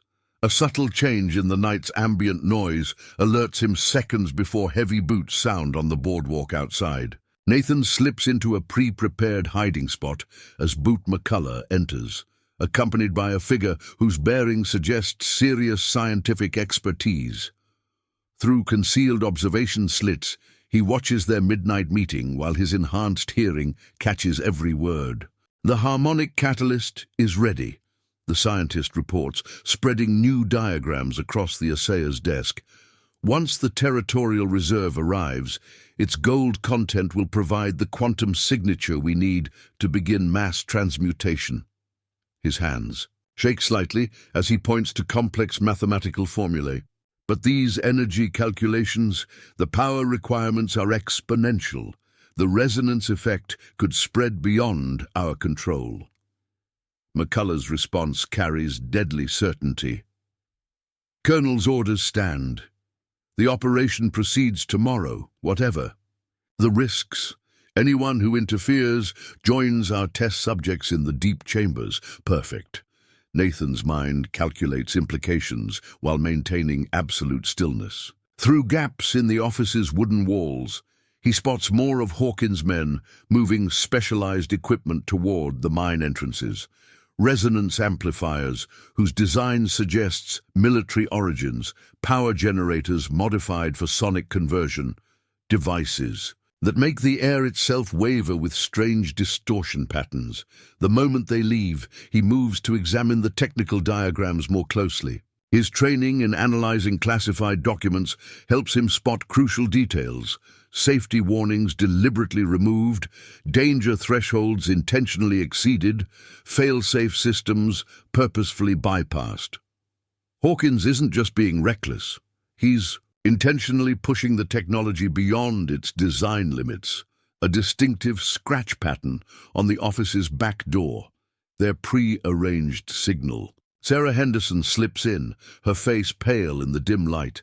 "Nathan," she whispers urgently, "something's happening with Tommy. The resonance exposure. It's not just affecting his perceptions anymore. He's starting to affect the sounds around him." Through carefully positioned listening posts, Nathan picks up fragments of worried conversation from the guards outside. Test subject showing unusual capabilities. Sonic manipulation without equipment. Harmonics responding to his mental state. His mind races through possibilities as they secure the evidence. The resonance technology isn't just changing how people perceive sound, it's somehow altering their ability to interact with it. Through strategic observation points, he watches more activity around the testing chambers. Scientists taking readings with increasingly sophisticated equipment, guards wearing new types of protective gear, strange distortions in the air itself around certain tunnel entrances. "Found this in my father's store office," Sarah continues, producing a crumpled blueprint that makes Nathan's breath catch. The technical drawings show something far more ambitious than their previous intelligence suggested: a massive resonance engine designed to create self-sustaining harmonic fields, using the entire tunnel network as a giant acoustic amplifier. A deep vibration shudders through the building, different from normal mining operations. Nathan's enhanced senses detect subtle changes in the sound's characteristics, harmonics that shouldn't be possible, frequencies that seem to twist the very air they pass through. Through cracks in the floorboards, he spots crystalline formations, beginning to grow in the basement, pulsing with otherworldly light in rhythm with the sonic disturbances. They're not just planning to steal the territorial reserve, Sarah whispers, fear evident in her voice. I overheard their scientists. They're going to use its gold as a template, try to convert everything in the tunnels into precious metal. But the process... She glanced nervously at the growing crystals below. It's changing things in ways they don't understand. Nathan's experience tracking military projects helps him recognize the implications. Through another observation point, he watches Hawkins' men installing new equipment around the tunnel entrances. Frequency modulators that make light bend strangely. Power conduits that seem to absorb sound itself. Devices that create visible distortions in the space around them. A coded knock at the window signals Miss Clara's arrival with fresh intelligence. Dr. Wilson sent this, she whispers, passing a hastily written note. The resonance sickness. It's spreading beyond the test subjects. People in town are starting to hear things, see things. The sonic fields are affecting everyone, not just those directly exposed. Perfect. Nathan's mind calculates possibilities while they secure their findings. Through strategically placed mirrors, he observes more evidence of the technology's expanding influence. Townsfolk moving with subtle rhythm to sounds only they can hear, children pointing at invisible patterns in the air, animals behaving strangely in response to inaudible frequencies. There's more, Clara continues urgently. The false marshals, they're not just providing cover anymore. They're preparing to declare martial law once the operation begins and use military authority to contain any resistance when the resonance effects become visible. The night deepens as Nathan processes this intelligence. His hidden cameras have documented the surface signs of Hawkins' operation, but now he understands its true scope. The territorial reserve isn't just a target for theft. It's the key component in an experiment that could fundamentally alter the nature of reality itself. Through his surveillance network, he tracks mounting evidence of impending catastrophe. Hawkins's scientists continue pushing their stolen technology beyond safe limits, each test bringing stronger reactions from the quantum-level changes they're creating. But they don't realize their desperate experiments are being monitored by someone who understands exactly what's at stake. The gentle artist who captures memories must now become something else entirely. His camera revealed the conspiracy's surface, but stopping it requires confronting forces beyond normal human experience. The time has come for the Shadow Hunter to step fully into darkness, to face an operation that threatens not just land or gold, but the very structure of reality itself. Dawn approaches as Nathan makes final preparations in the assayer's office. Each piece of evidence is carefully documented, each technical diagram revealing another aspect of the approaching catastrophe. Through carefully positioned mirrors, he watches Hawkins' operation move into its final phase. Men moving with military precision, equipment humming with dangerous power, reality itself seeming to waver around their activities. The real hunt has evolved beyond tracking normal criminals. Now it's a race to prevent technology that could literally reshape the world through the power of sound, to stop an experiment that blurs the line between physical law and chaos. The Shadow Hunter chose a quiet life for good reasons, but some threats require stepping back into darkness to confront them. The time for gathering intelligence has passed. Now comes the moment for action, for using everything he's learned to stop an operation that combines military power, criminal ambition, and forbidden science in ways that threaten the very fabric of existence. The hunt has become something unprecedented, and the hunter must change with it. Nathan's trained eye catches something else in the assayer's documents, a detail hidden in the technical specifications that changes everything. The resonance engine isn't just designed to transmute minerals, it's capable of affecting organic matter. Through carefully concealed observation ports, he watches as Hawkins scientists conduct new experiments that confirm his fears. Subject: shows complete molecular restructuring, one white-coated figure reports, examining readings from strange instruments. The sonic fields aren't just changing the mineral compositions, they're altering living tissue at the quantum level. Flash of movement in the street draws his attention. Through strategically placed mirrors, Nathan observes an unusual procession. Men in protective gear, escorting what appears to be one of their former test subjects. But something's wrong with the person's movements. They flow with unnatural grace, as if partially converted to liquid while remaining solid. The quantum resonance is achieving consciousness transfer, another scientist adds, his voice carrying both awe and terror. The subjects aren't just being physically altered, their very essence is becoming one with the sonic fields. Sarah's hands tremble as she produces another document recovered from her father's office. They're calling it Project Evolution, she whispers, using the resonance technology to force immediate adaptation to the sonic environment. But the changes... She glances fearfully at the crystalline growths, now spreading visibly across the basement walls. They're not just physical. Perfect. Nathan's mind races through implications while maintaining absolute stillness. Through his enhanced hearing, he picks up fragments of conversation from Hawkins' inner circle discussing the project's true purpose.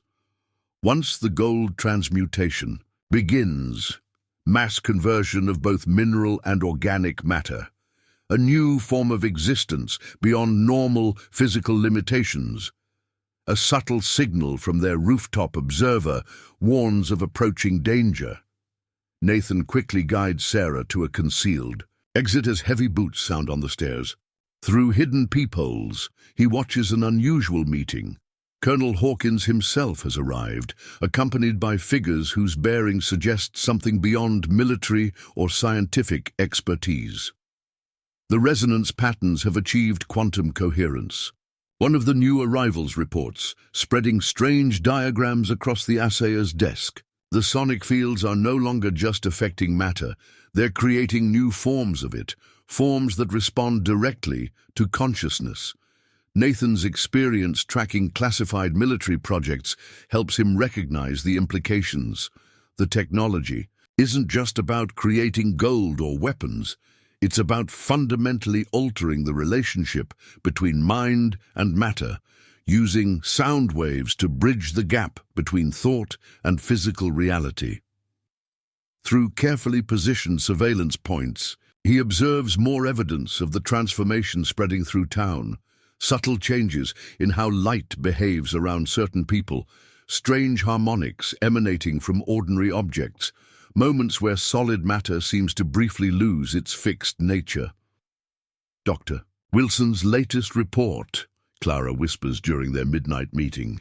Resonance sickness isn't just affecting perception anymore. People are starting to manifest physical changes, cellular structures responding to sonic frequencies, tissue beginning to display quantum properties. A deep vibration shakes the building, carrying harmonic patterns that make Nathan's enhanced senses blur. Through strategic observation points, he watches as the test subject they brought in earlier seems to merge partially with the sound waves themselves, becoming something between matter and energy. The territorial reserve isn't just for funding, Sarah adds, producing more stolen documents. They need its quantum signature, gold's unique molecular resonance, to stabilize the transformation process. Without it, she glances at readings, showing exponential energy cascades. The changes become uncontrollable. Nathan's mind calculates possibilities while securing their evidence. Through his surveillance network, he tracks mounting signs of reality's imminent transformation. Crystalline formations growing with impossible speed, sound waves taking visible form, moments where the border between mind and matter becomes dangerously thin. The gentle artist who captures memories faces his greatest challenge. His camera documented the conspiracy's surface, but stopping it requires confronting forces that transcend normal physical law. The time has come for the shadow hunter to step into darkness deeper than any he's faced before. Dawn approaches as Nathan makes final preparations. Each piece of evidence reveals another aspect of the approaching catastrophe, each observation confirming the unprecedented nature of the threat. Through carefully positioned mirrors, he watches Hawkins' operation move into its final phase, reality itself beginning to waver as their equipment hums with dangerous power. The real hunt has evolved beyond tracking normal criminals or even stopping dangerous technology. Now it's a race to prevent the forced evolution of reality itself, to stop an experiment that could transform both matter and consciousness into something beyond human comprehension. The shadow hunter chose a quiet life for good reasons, but some threats require stepping into darkness deeper than any night. Midnight's deepest hour finds Nathan in the heart of Oak Ridge Valley's tunnel network, his photographer's steady hands now wielding tools of sabotage rather than art. Each movement calculated with surgical precision, he works to disable key components of Hawkins' resonance equipment without alerting the guards above. But something about the machinery's reaction to his interference sends warnings through his experienced senses. The crystalline matrices pulsate with unusual patterns as he disconnects power couplings, their light seeming to respond not just to the physical tampering, but to his very presence. Through carefully positioned mirrors, he observes an unexpected phenomenon. The sonic fields are actually anticipating his actions, creating harmonic barriers that attempt to prevent his intervention. The quantum resonance is achieving predictive capabilities, he overhears one of Hawkins's scientists reporting. Through his enhanced listening equipment, the field itself appears to be developing some form of consciousness, responding to potential threats before they manifest. Perfect. Nathan's mind races through implications while maintaining absolute stealth. His years tracking military secrets never prepared him for technology that could actually predict and counter his movements. Through strategic observation points, he watches more evidence of the field's evolution. Energy patterns that shift to protect vulnerable equipment, harmonic waves that seem to probe for intruders, crystalline formations that grow in defensive arrangements. A prearranged signal, 3 quick flashes of blue light, draws his attention to a hidden junction. Sarah Henderson emerges from a concealed passage, her face showing fresh urgency. "They've moved Tommy to the central chamber," she whispers, glancing nervously at the pulsing crystals. But Nathan, he's not just responding to the sonic fields anymore, he's directing them. Through carefully placed surveillance points, Nathan observes the central testing area.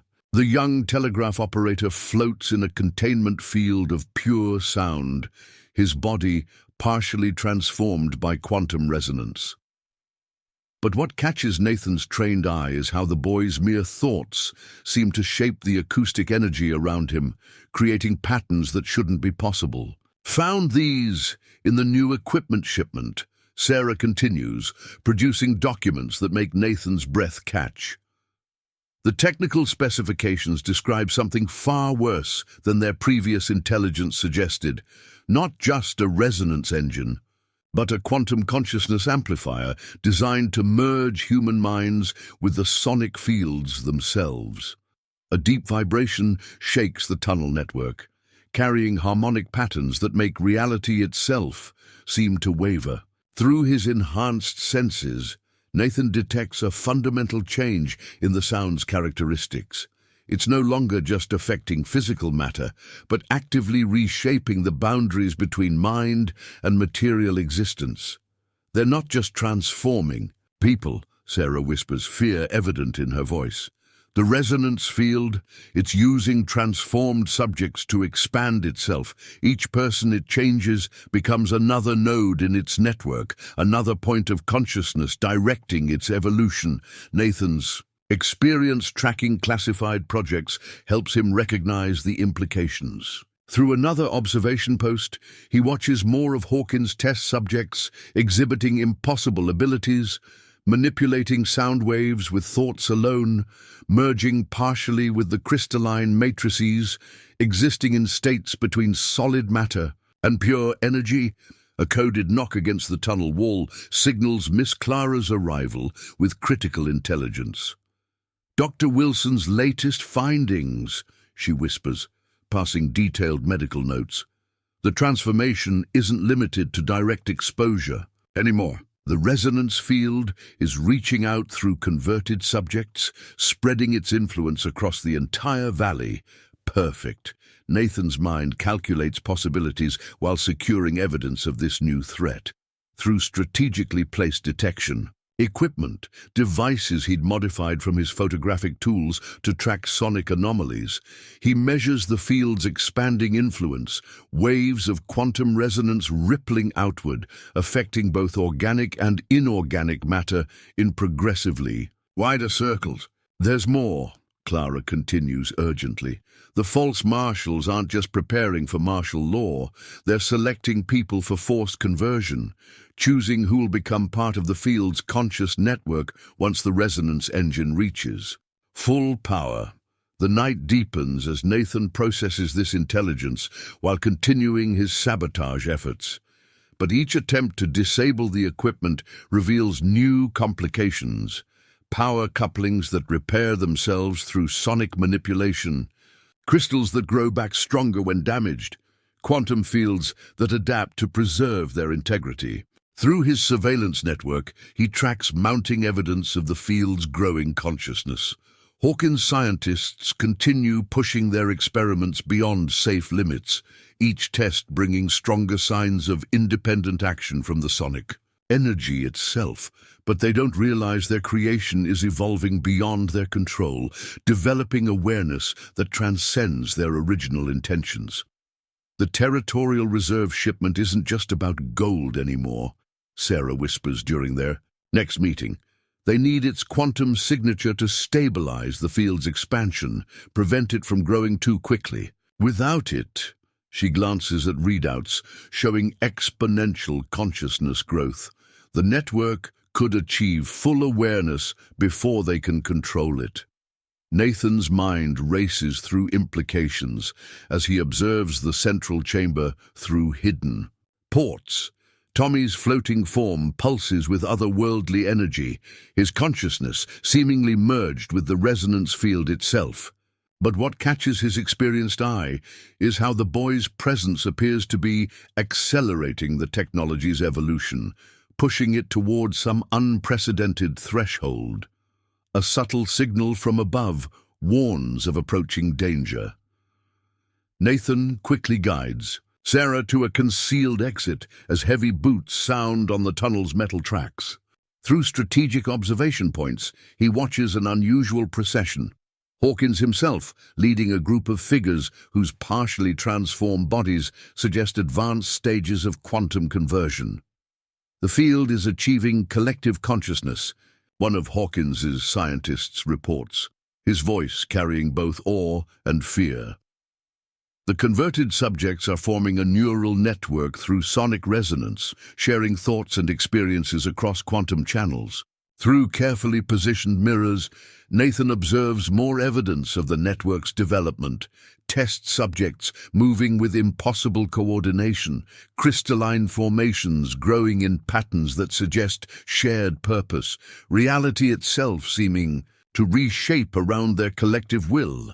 "Found this in the latest technical briefing," Clara whispers during their midnight rendezvous, producing documents that confirm Nathan's worst fears. The resonance engine isn't just designed to create a conscious field, it's meant to extend that consciousness across the entire territory, using the gold shipment's quantum signature to stabilize a transformation that could affect thousands of minds simultaneously.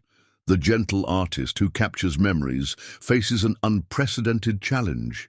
His camera documented the conspiracy's surface, but stopping it requires confronting forces that transcend normal understanding. The time has come for the Shadow Hunter to step into darkness deeper than any he's faced before, to confront technology that threatens not just physical reality, but the very nature of human consciousness. Dawn approaches as Nathan makes final preparations. Each piece of evidence reveals another aspect of the approaching catastrophe, each observation confirming the field's growing power. Through his surveillance network, he watches Hawkins' operation move toward its endgame, reality itself beginning to warp as their equipment hums with dangerous energy, the quantum resonance field reaching toward some critical threshold of consciousness.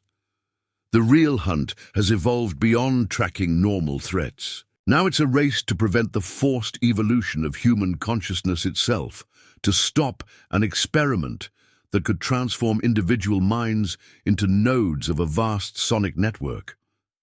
The Shadow Hunter chose a quiet life for good reasons, but some dangers require stepping into darkness that threatens to transform not just bodies, but souls. A series of precise measurements from his modified photographic equipment reveal something even more disturbing. The quantum resonance field isn't just expanding, it's beginning to affect time itself.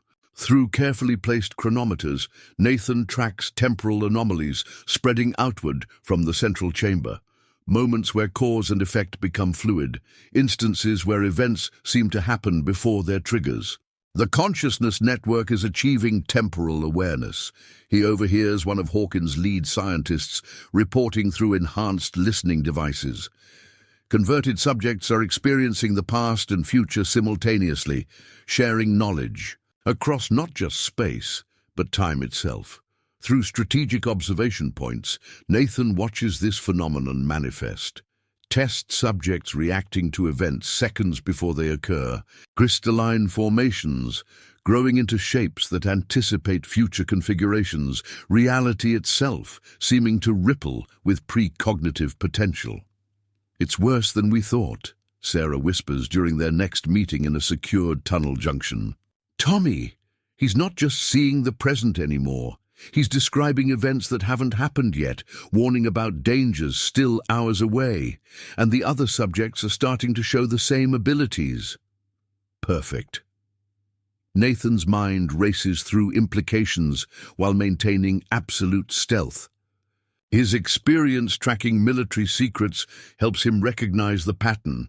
Hawkins isn't just creating a network of connected minds. He's building a system that could potentially transcend linear time itself. The quantum field is achieving temporal coherence. Another scientist reports nearby, unaware of Nathan's hidden presence. Each converted subject becomes another anchor point in space-time, allowing the network to perceive and potentially influence both past and future states. A subtle signal from their rooftop observer warns of unusual activity. Through carefully positioned mirrors, Nathan watches more test subjects being moved into the central chamber. But what catches his trained eye isn't their partially transformed bodies.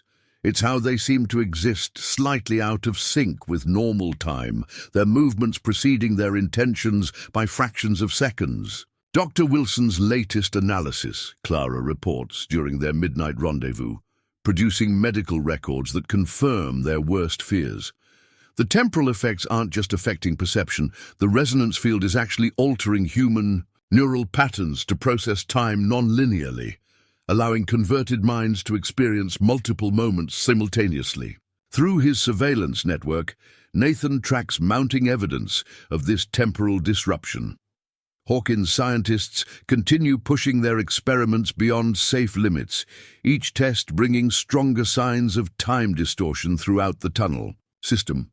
But they don't realize their creation is evolving beyond normal causality, developing awareness that spans past, present, and future simultaneously. "There's more," Clara continues, her voice barely audible over the strange harmonics now permeating the tunnels.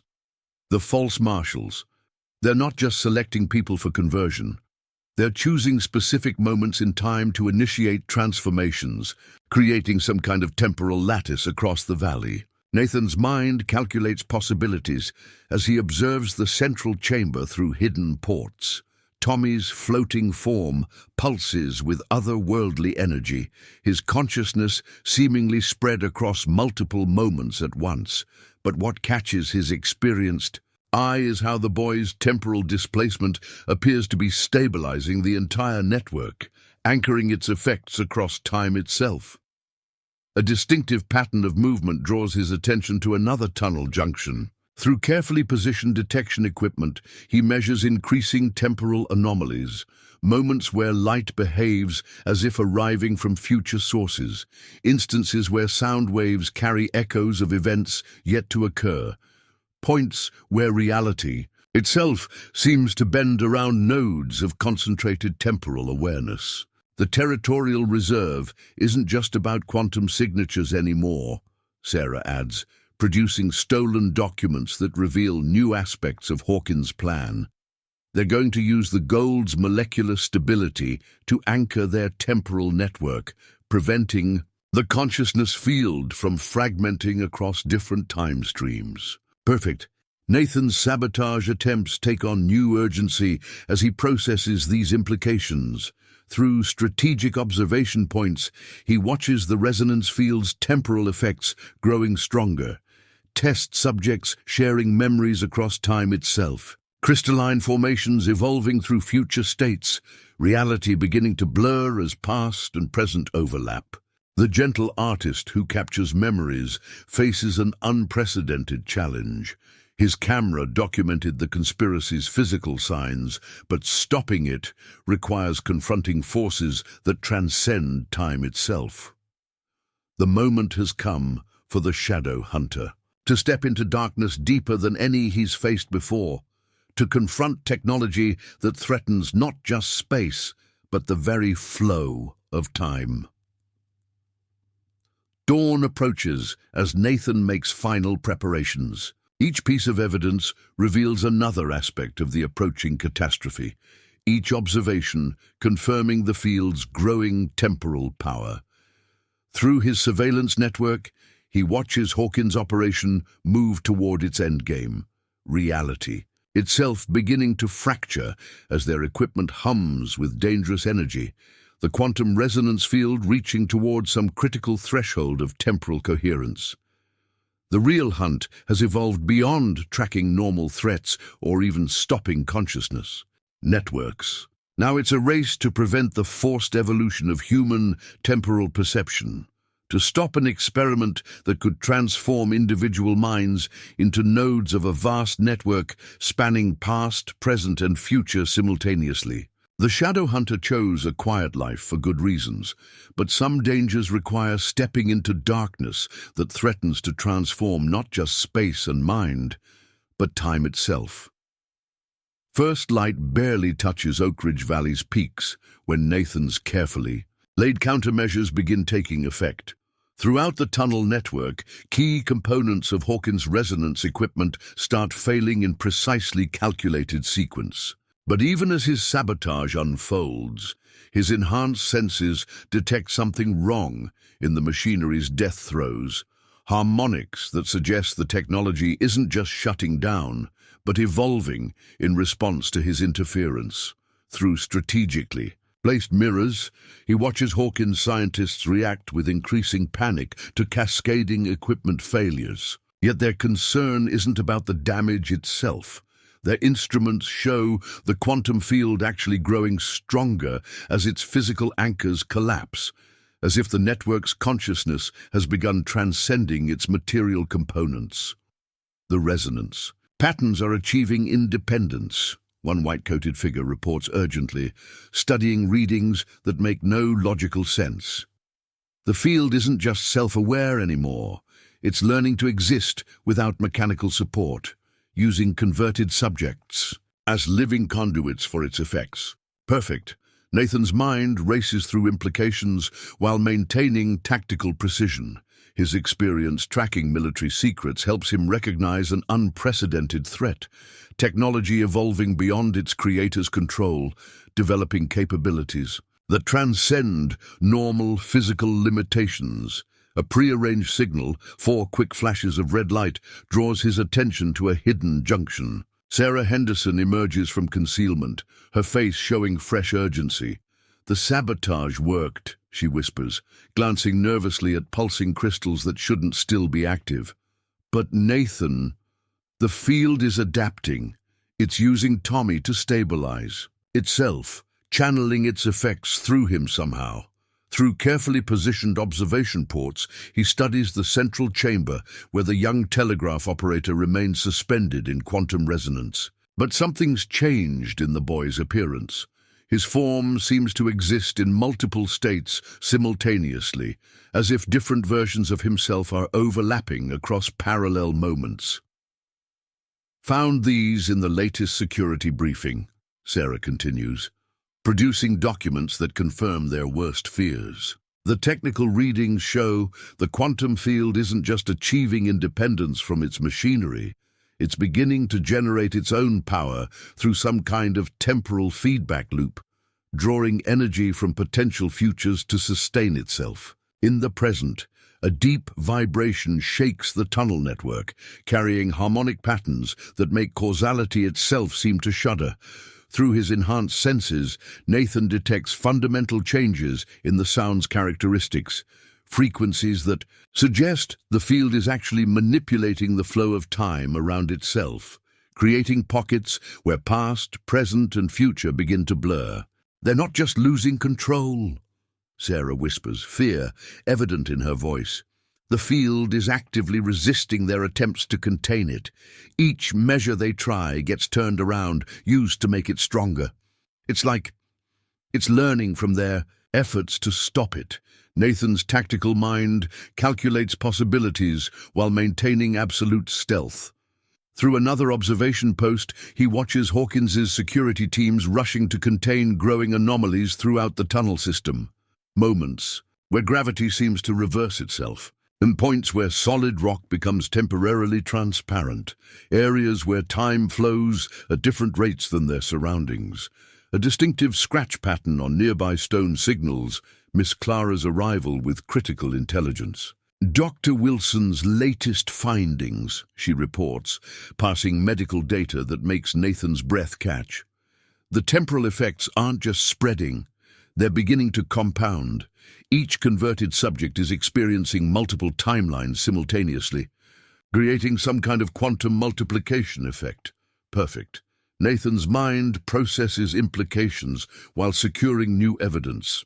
Through strategically placed detection equipment, devices he'd modified from his photographic tools to track temporal distortions, he measures exponentially increasing anomalies. Moments where cause and effect become completely disconnected. Instances where the same event occurs multiple times with different outcomes. Points where reality itself seems to branch into parallel possibilities. "There's more," Clara continues urgently. "The false marshals aren't just failing to contain the situation. Some of them are starting to show signs of uncontrolled conversion, temporal exposure affecting them even through their protective gear." The morning deepens as Nathan observes mounting chaos through his surveillance network. Each attempt by Hawkins' men to restore control seems to make things worse, their efforts somehow amplifying the very effects they're trying to suppress. But they don't realize their increasingly desperate measures are actually feeding the field's evolution, providing new patterns for it to adapt and grow stronger.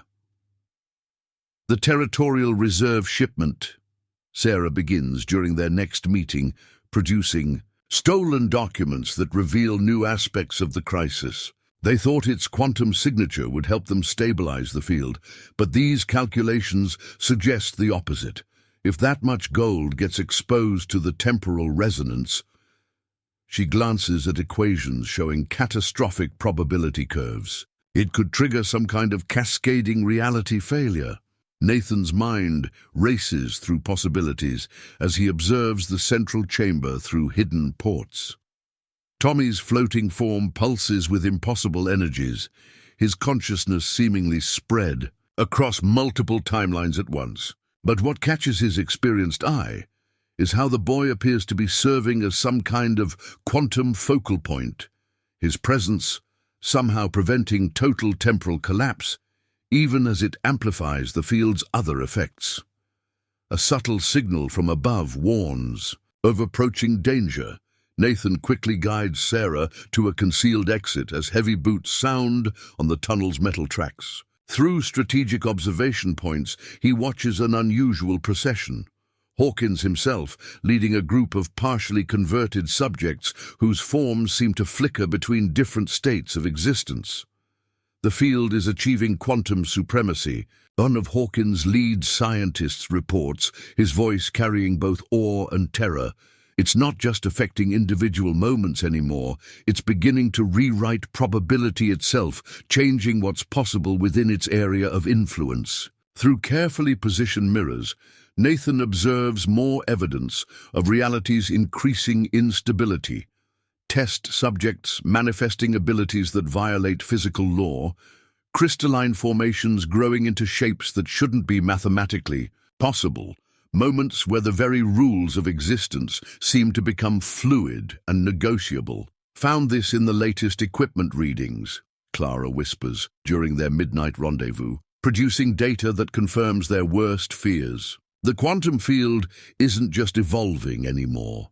It's actively redefining the nature of evolution itself, creating changes that propagate both forward and backward through time simultaneously. The gentle artist who captures memories faces an unprecedented challenge. His camera documented the conspiracy's physical signs, but stopping it requires confronting forces that transcend normal reality. The time has come for the shadow hunter to step into darkness deeper than any he's faced before, to confront technology that threatens not just time and space, but the very concept of what's possible. Morning light takes on strange qualities as Nathan makes final preparations. Each piece of evidence reveals another aspect of the approaching catastrophe, each observation confirming reality's increasing instability. Through his surveillance network, he watches Hawkins' operation losing control of their creation, the quantum resonance field reaching towards some critical threshold where probability itself begins to break down. The real hunt has evolved beyond tracking normal threats or even stopping temporal anomalies. Now it's a race to prevent the complete collapse of causality itself, to stop an experiment that could rewrite the very rules of what can and cannot happen. The shadow hunter chose a quiet life for good reasons, but some dangers require stepping into darkness that threatens to transform not just time and space, but the fundamental nature of reality itself. Through his modified photographic equipment, Nathan detects something even more disturbing. The quantum field isn't just manipulating probability, it's beginning to generate entirely new possibilities. His specialized lenses capture images that shouldn't exist, moments where physical laws operate differently, instances where alternative histories manifest briefly before fading away, points where reality itself seems to experiment with new forms of existence. The resonance patterns are achieving creative potential. He overhears one of Hawkins's scientists reporting through enhanced listening devices. The field isn't just changing what's possible, it's actively inventing new forms of possibility, using converted subjects as templates for reality variation. A quick series of taps against the tunnel wall signals another urgent meeting with Sarah. The temporal effects are evolving, she whispers, producing fresh data stolen from the research team. They're not just experiencing multiple timelines anymore. Some subjects are manifesting versions of themselves that never existed, lives they might have lived under different circumstances. Perfect. Nathan's tactical mind races through implications while maintaining absolute stealth. Through carefully positioned mirrors, he observes more evidence of reality's increasing fluidity. Test subjects whose personal histories seem to rewrite themselves moment by moment, areas where the laws of physics fluctuate between different possible configurations, points where the very concept of what is becomes negotiable. Dr. Wilson's latest findings are impossible, Clara reports during their next rendezvous, passing medical records that defy comprehension. Patients are developing abilities that shouldn't exist, biological adaptations that follow rules from alternate versions of evolution. It's like the field is sampling different possibilities for how life itself could work. Nathan's experience tracking classified projects helps him recognize an unprecedented threat level. Through strategic observation points, he watches Hawkins' increasingly desperate attempts to contain the situation, security teams encountering versions of themselves from different timelines, equipment that works according to shifting scientific principles, moments where the very nature of cause and effect becomes optional. The territorial reserve isn't just a danger because of its quantum signature, Sarah continues, revealing calculations that show new aspects of the crisis. If that much gold gets exposed to these probability fluctuations, it could start generating infinite variations of wealth distribution, creating economic ripples that propagate through every possible version of reality. Through his surveillance network, Nathan tracks mounting evidence of causality's increasing instability. Each attempt by Hawkins' team to restore normal physics seems to create new varieties of abnormal physics, their efforts somehow expanding the field's repertoire of possible realities. But they don't realize their desperate measures are actually feeding its evolution, providing new patterns for reality itself to remix and recombine. The gentle artist who captures memories faces an unprecedented challenge. His camera documented the conspiracy's physical signs, but stopping it requires confronting forces that transcend the very concept of what's real. The time has come for the Shadow Hunter to step into darkness deeper than any he's faced before, to confront technology that threatens not just what is, but what could be. Dawn takes on impossible colors as Nathan makes final preparations. Each piece of evidence reveals another aspect of approaching catastrophe, each observation confirming reality's increasing plasticity. Through his surveillance network, he watches Hawkins' operation lose control of their creation, the quantum resonance field reaching toward some critical threshold where possibility itself becomes infinitely malleable. The real hunt has evolved, beyond tracking normal threats or even stopping reality distortion. Now, it's a race to prevent the complete breakdown of what's possible and impossible, to stop an experiment that could transform existence itself into an endless cascade of alternate variations. The Shadow Hunter chose a quiet life for good reasons, but some dangers require stepping into darkness that threatens to transform not just what is, but what could be, has been, or might never have been. As Nathan stands on the threshold of this new darkness, the air around him seems to pulse, thick with the distorted echoes of a reality unraveling. Every step he takes feels heavier, as though the weight of countless potential outcomes presses down on him. The nature of time itself seems to fold, rip, and reweave with every moment that passes. His mind, already accustomed to navigating the twisted paths of espionage and sabotage, now faces an unimaginable challenge. The very fabric of existence itself is fraying, and it's up to him to sew it back together before everything shatters beyond repair. Through his surveillance, he catches a glimpse of Hawkins' continued struggle. The scientist's face, once confident and self-assured, now wears the hollow expression of someone who understands that the game is no longer about control. It's about survival. Hawkins has long since realized that his creation has far surpassed his expectations, but the knowledge comes too late. The resonance field no longer bends to his will, but instead reacts to it, a sentient force in its own right. In the quantum corridors stretching beyond Nathan's reach, Tommy's form flickers. With a strange, almost eerie grace, The boy's mind, no longer simply caught in a web of temporal distortion, has become something greater, something unknowable. He is both the anchor and the tempest, the only thing preventing the full collapse of this fragile world. Nathan knows that stopping Hawkins' experiment is no longer about simply destroying the equipment. It's about cutting through the very heart of something that has transcended the need for physical anchors, something that exists in the intersection of past, present, and future. He must navigate this new terrain, a place where even the laws of probability bend and warp in unpredictable ways.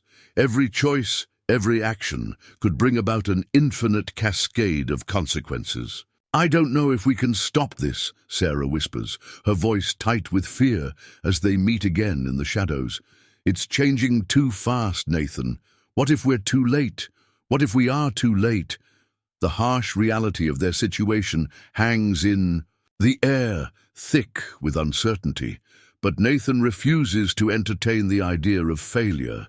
His entire life has been a testament to the possibility of turning the tide when the odds are impossible, when the path ahead seems nothing but fog and darkness.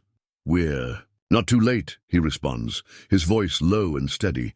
"We just have to understand the field, its nature. If we can manipulate it, guide it, we might be able to sever the thread it's hanging on. We've already seen how it's adapting. It's learning to rewrite its own rules. We need to do the same." As the team gathers around, each person contributing their expertise in their own way, Nathan formulates a plan, not to fight the field, but to redefine it. They'll tap into its own evolving structure, using the quantum anomalies as tools, not weapons. It's an unconventional approach, one that requires them to step into the very chaos they've been trying to avoid. The team dives deeper into Hawkins' research, documents that detail the resonant frequencies, the fluctuations in time, the very moments when causality becomes fluid. But as they read, the text begins to shift, to change in ways that make the words on the page distort like waves in a pool of liquid glass. Clara, pale and wide-eyed, holds up the papers. "It's happening to us too. The more we try to study it, the more we become part of it. The words, look, they're shifting in real time. It's like we're stepping into their timeline." Nathan meets her gaze, understanding the implications. It's adapting. The more we focus on it, the more it absorbs us. But it's not the end. Not yet. Sarah steps forward, an idea forming in her mind. "If we can get close enough to the field's core, maybe we can inject something that forces it into a reset, something that ties it back to a specific timeline before the multiplication begins." "Temporal anchors," Nathan mutters. "The idea is risky, but it might just work. We need to isolate a moment in time, a fixed point, before all of this starts spiraling out of control. We inject it into the quantum flow, disrupting the amplification loop." Clara nods slowly, but her expression is still fraught with doubt. "And if we fail, if we inject the wrong anchor?" "We don't have the luxury of failure," Nathan replies, the weight of his words hanging heavy. "The whole structure is coming apart. One misstep and it all collapses into chaos, but we have to try." They move quickly, gathering the materials they need, specialized equipment designed to stabilize fluctuating energy fields, along with a device that Nathan has been working on in secret, something that can store temporal data, essentially preserving moments in time as if they were photographs. He just hopes they can pinpoint the right moment to preserve. With Tommy still floating in the central chamber, the group makes their way deeper into the heart of the facility, navigating the increasingly unstable tunnels. Every step is accompanied by bizarre fluctuations in reality. Time stretches and warps, gravity seems to reverse itself in places, and fragments of past and future collide, overlapping in chaotic bursts of light and sound. Finally, they reach the central chamber.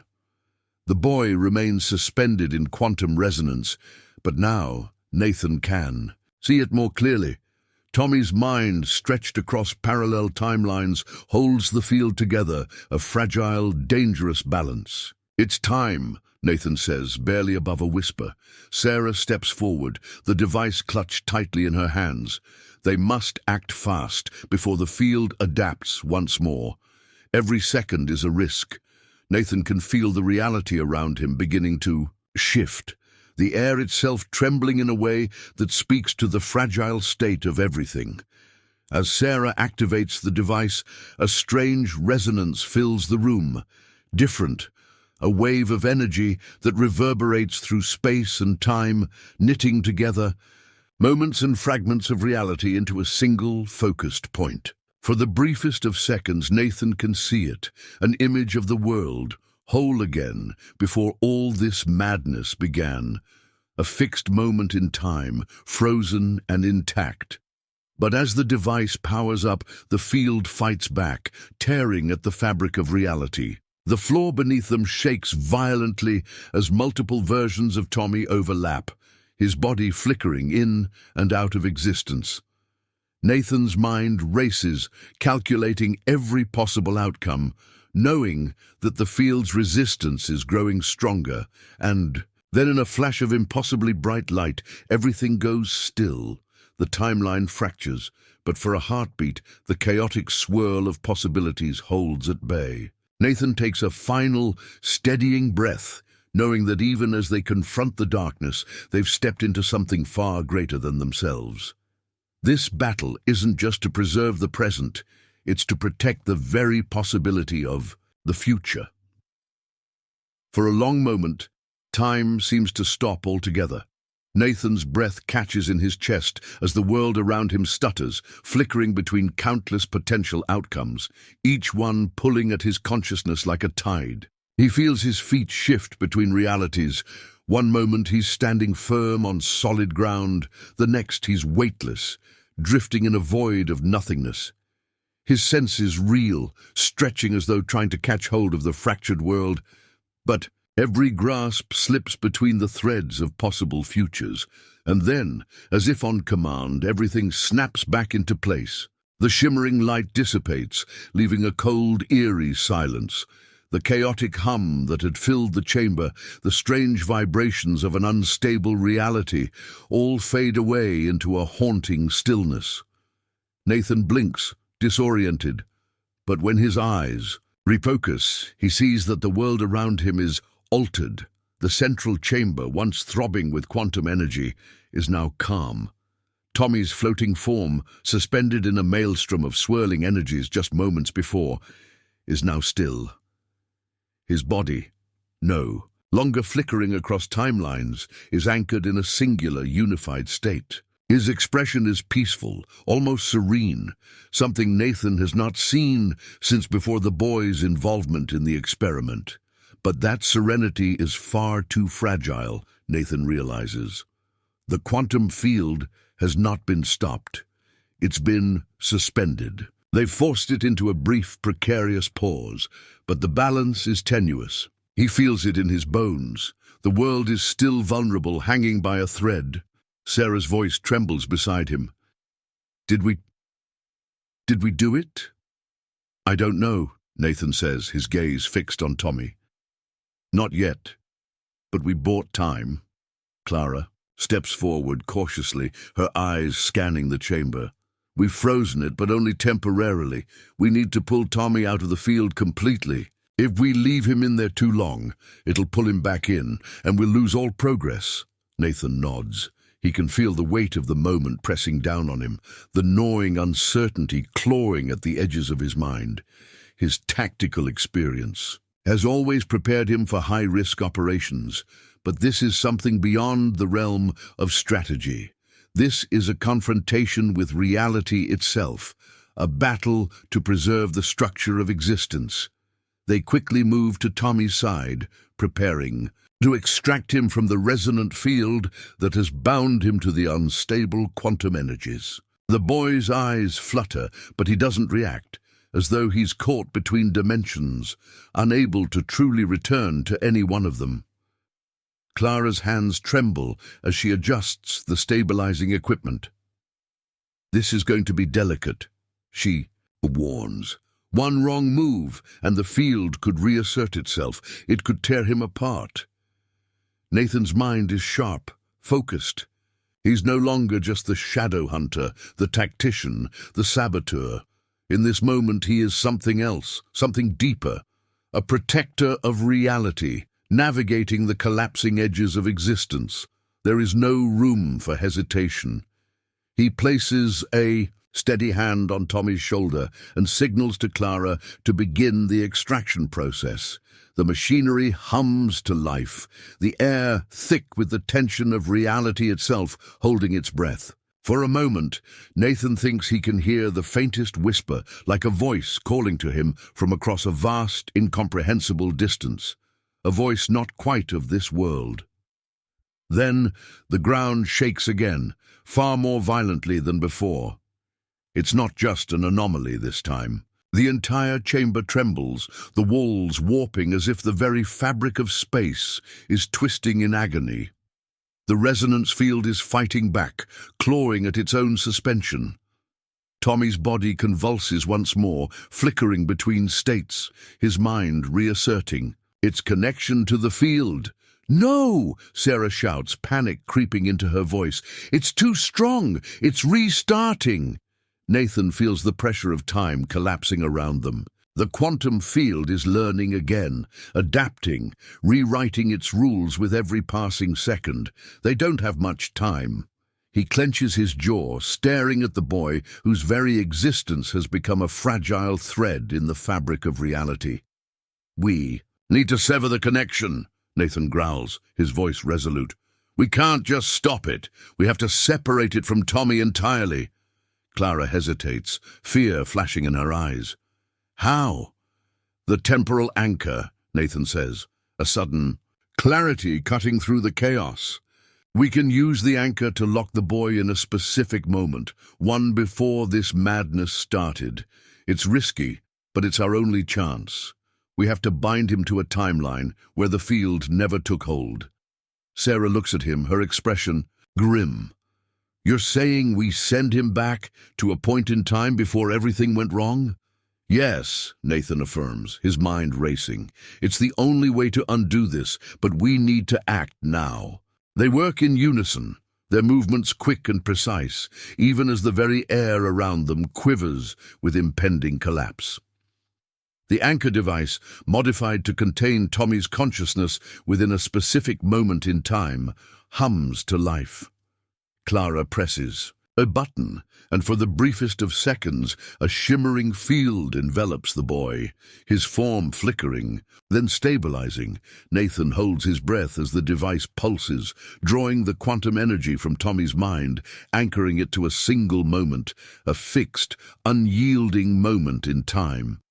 The resonance field shrieks in defiance, the sound bending and breaking around them. The very walls seem to warp as the timeline attempts to snap back into chaotic flux, and then, as the device completes its task, everything goes still again. For a heartbeat, nothing happens. The air holds its breath. Nathan watches Tommy's face, his chest rising and falling in shallow breaths. The boy's body is still, but this time there is no flicker, no sign of the temporal disturbance that had threatened to consume him. The field has been severed. The boy is free, but the cost hangs in the air, a dark shadow they cannot ignore. The resonance field has been forced into a standstill, but only at the cost of shifting the balance of reality. The fracture lines are still there, still pulsing, but for now they've managed to contain them. Nathan exhales, his mind still racing. He knows they've won a battle, but not the war. The field is not gone. It's still there, buried beneath. Layers of fractured time and space waiting to find its way back. They've bought themselves time, but only time, and time in this world has become the most unstable element of all. "We have to keep moving," Nathan says, his voice steady despite the exhaustion threading through his every word. "This isn't over." As they prepare to leave the chamber, Nathan feels the weight of the unknown pressing upon him. There are still dangers ahead, forces beyond their comprehension, forces that might evolve, change, and threaten to rewrite reality itself. But for now, at least, the world is intact. For now, they've won. But the real test lies ahead. In the darkness, Nathan's footsteps echo through the tunnel, his mind a whirlwind of calculations, plans, and contingencies. He moves with the careful precision of someone who knows that every choice could be the difference between saving reality and unraveling it entirely. He's been in close calls before, but nothing like this. Nothing that makes him question the very laws that bind existence. Together, the group moves quickly, silently, through the labyrinth of the underground facility. Clara stays close, her sharp eyes scanning every corner, every crevice. Sarah follows with a quiet urgency, her expression unreadable as she holds the stolen documents that may, or may not, be the key to understanding the quantum anomaly they've just barely contained. As they near the exit, a low hum fills the air, like a distant vibration deep within the earth. Nathan's heart skips a beat. The resonance is still out there, still active, thrumming beneath the surface, pushing at the edges of their reality. "We haven't won," Nathan mutters under his breath, his eyes narrowing. "Not yet," Clara shoots him a worried glance. "What do you mean? The resonance isn't gone. We've only stalled it, forced it into a holding pattern. It's too intelligent to stay dormant for long. It's already recalculating, adapting." He stops in his tracks, holding up a hand to halt the others. "We need to accelerate the extraction process. We can't let it regroup." Sarah nods, a sharp glint of determination flashing in her eyes. "But we don't even know how to destroy it. The field is evolving faster than we can track. It's becoming something else, something beyond our comprehension." "Exactly," Nathan agrees.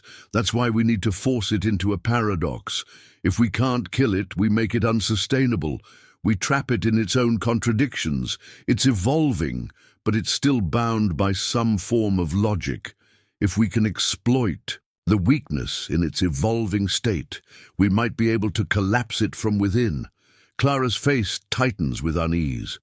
"Are you suggesting we go back to the source? Back to Hawkins?" Nathan's mind races through possibilities, his thoughts like gears turning in a complex machine. He knows that the key lies in Hawkins, the mastermind behind this whole mess. But getting to him means going deeper into the heart of the chaos. We don't have a choice. We need to find Hawkins. If we can sever the connection to him, if we can disrupt whatever connection he's formed with the field, we might be able to force a reset. "I still don't understand how he could be the key," Clara says, her voice filled with skepticism. "He's just a scientist, a part of this machine. How is he connected to something that's evolving outside of physical limits?" "That's just it," Nathan replies. "He is the key. The field isn't just random chaos. It's self-aware, yes, but it also feeds on information. Hawkins is probably the field's main conduit. He's more connected to it than anyone else. If we can sever that conduit, we might cut the field off at its core." Clara nods slowly, absorbing his reasoning. "All right, but how do we get close to him? If he's as connected to the resonance as we suspect, he's likely already changed. He's a part of it now." Nathan clenches his jaw. "We'll find a way." The hum beneath them grows louder, more insistent.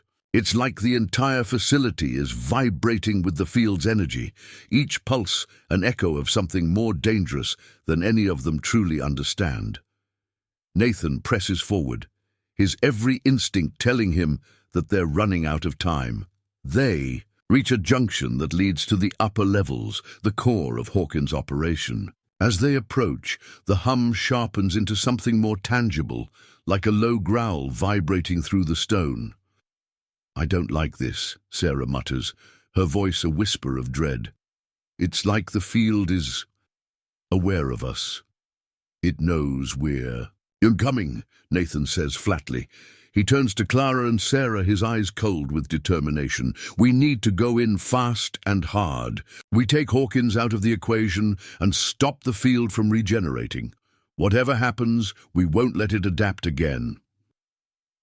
The final stretch to Hawkins' command center is silent, save for the rhythmic sound of their footsteps.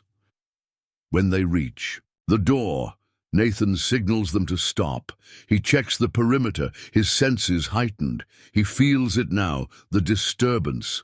The resonance has found them. The air is heavier, charged with something unnatural.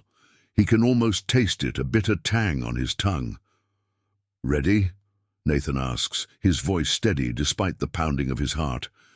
Clara nods, fingers tight around her equipment. "As ready as we'll ever be." Sarah grips the stolen documents to her chest and gives a tight, anxious smile. "Let's end this." With a swift motion, Nathan pulls open the door and they step into the heart of Hawkins' domain. Inside, the atmosphere is wrong. The room pulses with an unsettling energy, the walls lined with shimmering patterns of light that defy all logical structure. The machines are alive, their gears and parts shifting in impossible configurations, their very existence an expression of the quantum field's chaotic, evolving nature. And at the center of it all, standing before a massive array of glowing crystals, is Hawkins. His eyes are wide open, but there's something off about them. They gleam with an eerie, unsettling light, not quite human. His skin is pale, almost translucent, and his movements are sluggish, as if he's struggling to control his own body. "Nathan," Hawkins' voice is deep, distorted, as if his vocal cords no longer belong to him. "You're too late. It's already begun." "You've crossed a line, Hawkins," Nathan says, his voice low, controlled. "This isn't just a scientific experiment anymore. You've unleashed something that can destroy us all. You have to stop." Hawkins laughs, a hollow, echoing sound. "Stop? You don't understand. It's beyond stopping now. The field is evolving. It's rewriting the laws of reality, and I am its conduit. I am the field." Nathan's gaze narrows. He can see it now, the shimmer around Hawkins, the faint outline of something else inside him. He's become more than a man. He's become an anchor, a living part of the field, a node in its ceaseless expansion. "You think you can stop this?" Hawkins continues, his tone mocking. "You think you can sever the connection? We're all part of it now. It's in the air, it's in the ground, it's in your mind." The room begins to shift again, warping as if reality itself is folding in on itself. The light bends, stretching, twisting into impossible angles. The walls are no longer solid. They're shifting between moments in time. Nathan takes a step forward. "We'll find a way. You may have become part of this madness, Hawkins, but there's still a way out. You can still be saved." Hawkins' laugh grows louder, more maniacal, but Nathan doesn't flinch. He steps into the center of the room, eyes locked on Hawkins, as the quantum field around them begins to pulse faster, its vibrations increasing. The time for subtlety is over. Up next, you've got 2 more standout stories right on your screen. If this one hits the mark, you won't want to pass these up. Just click and check them out.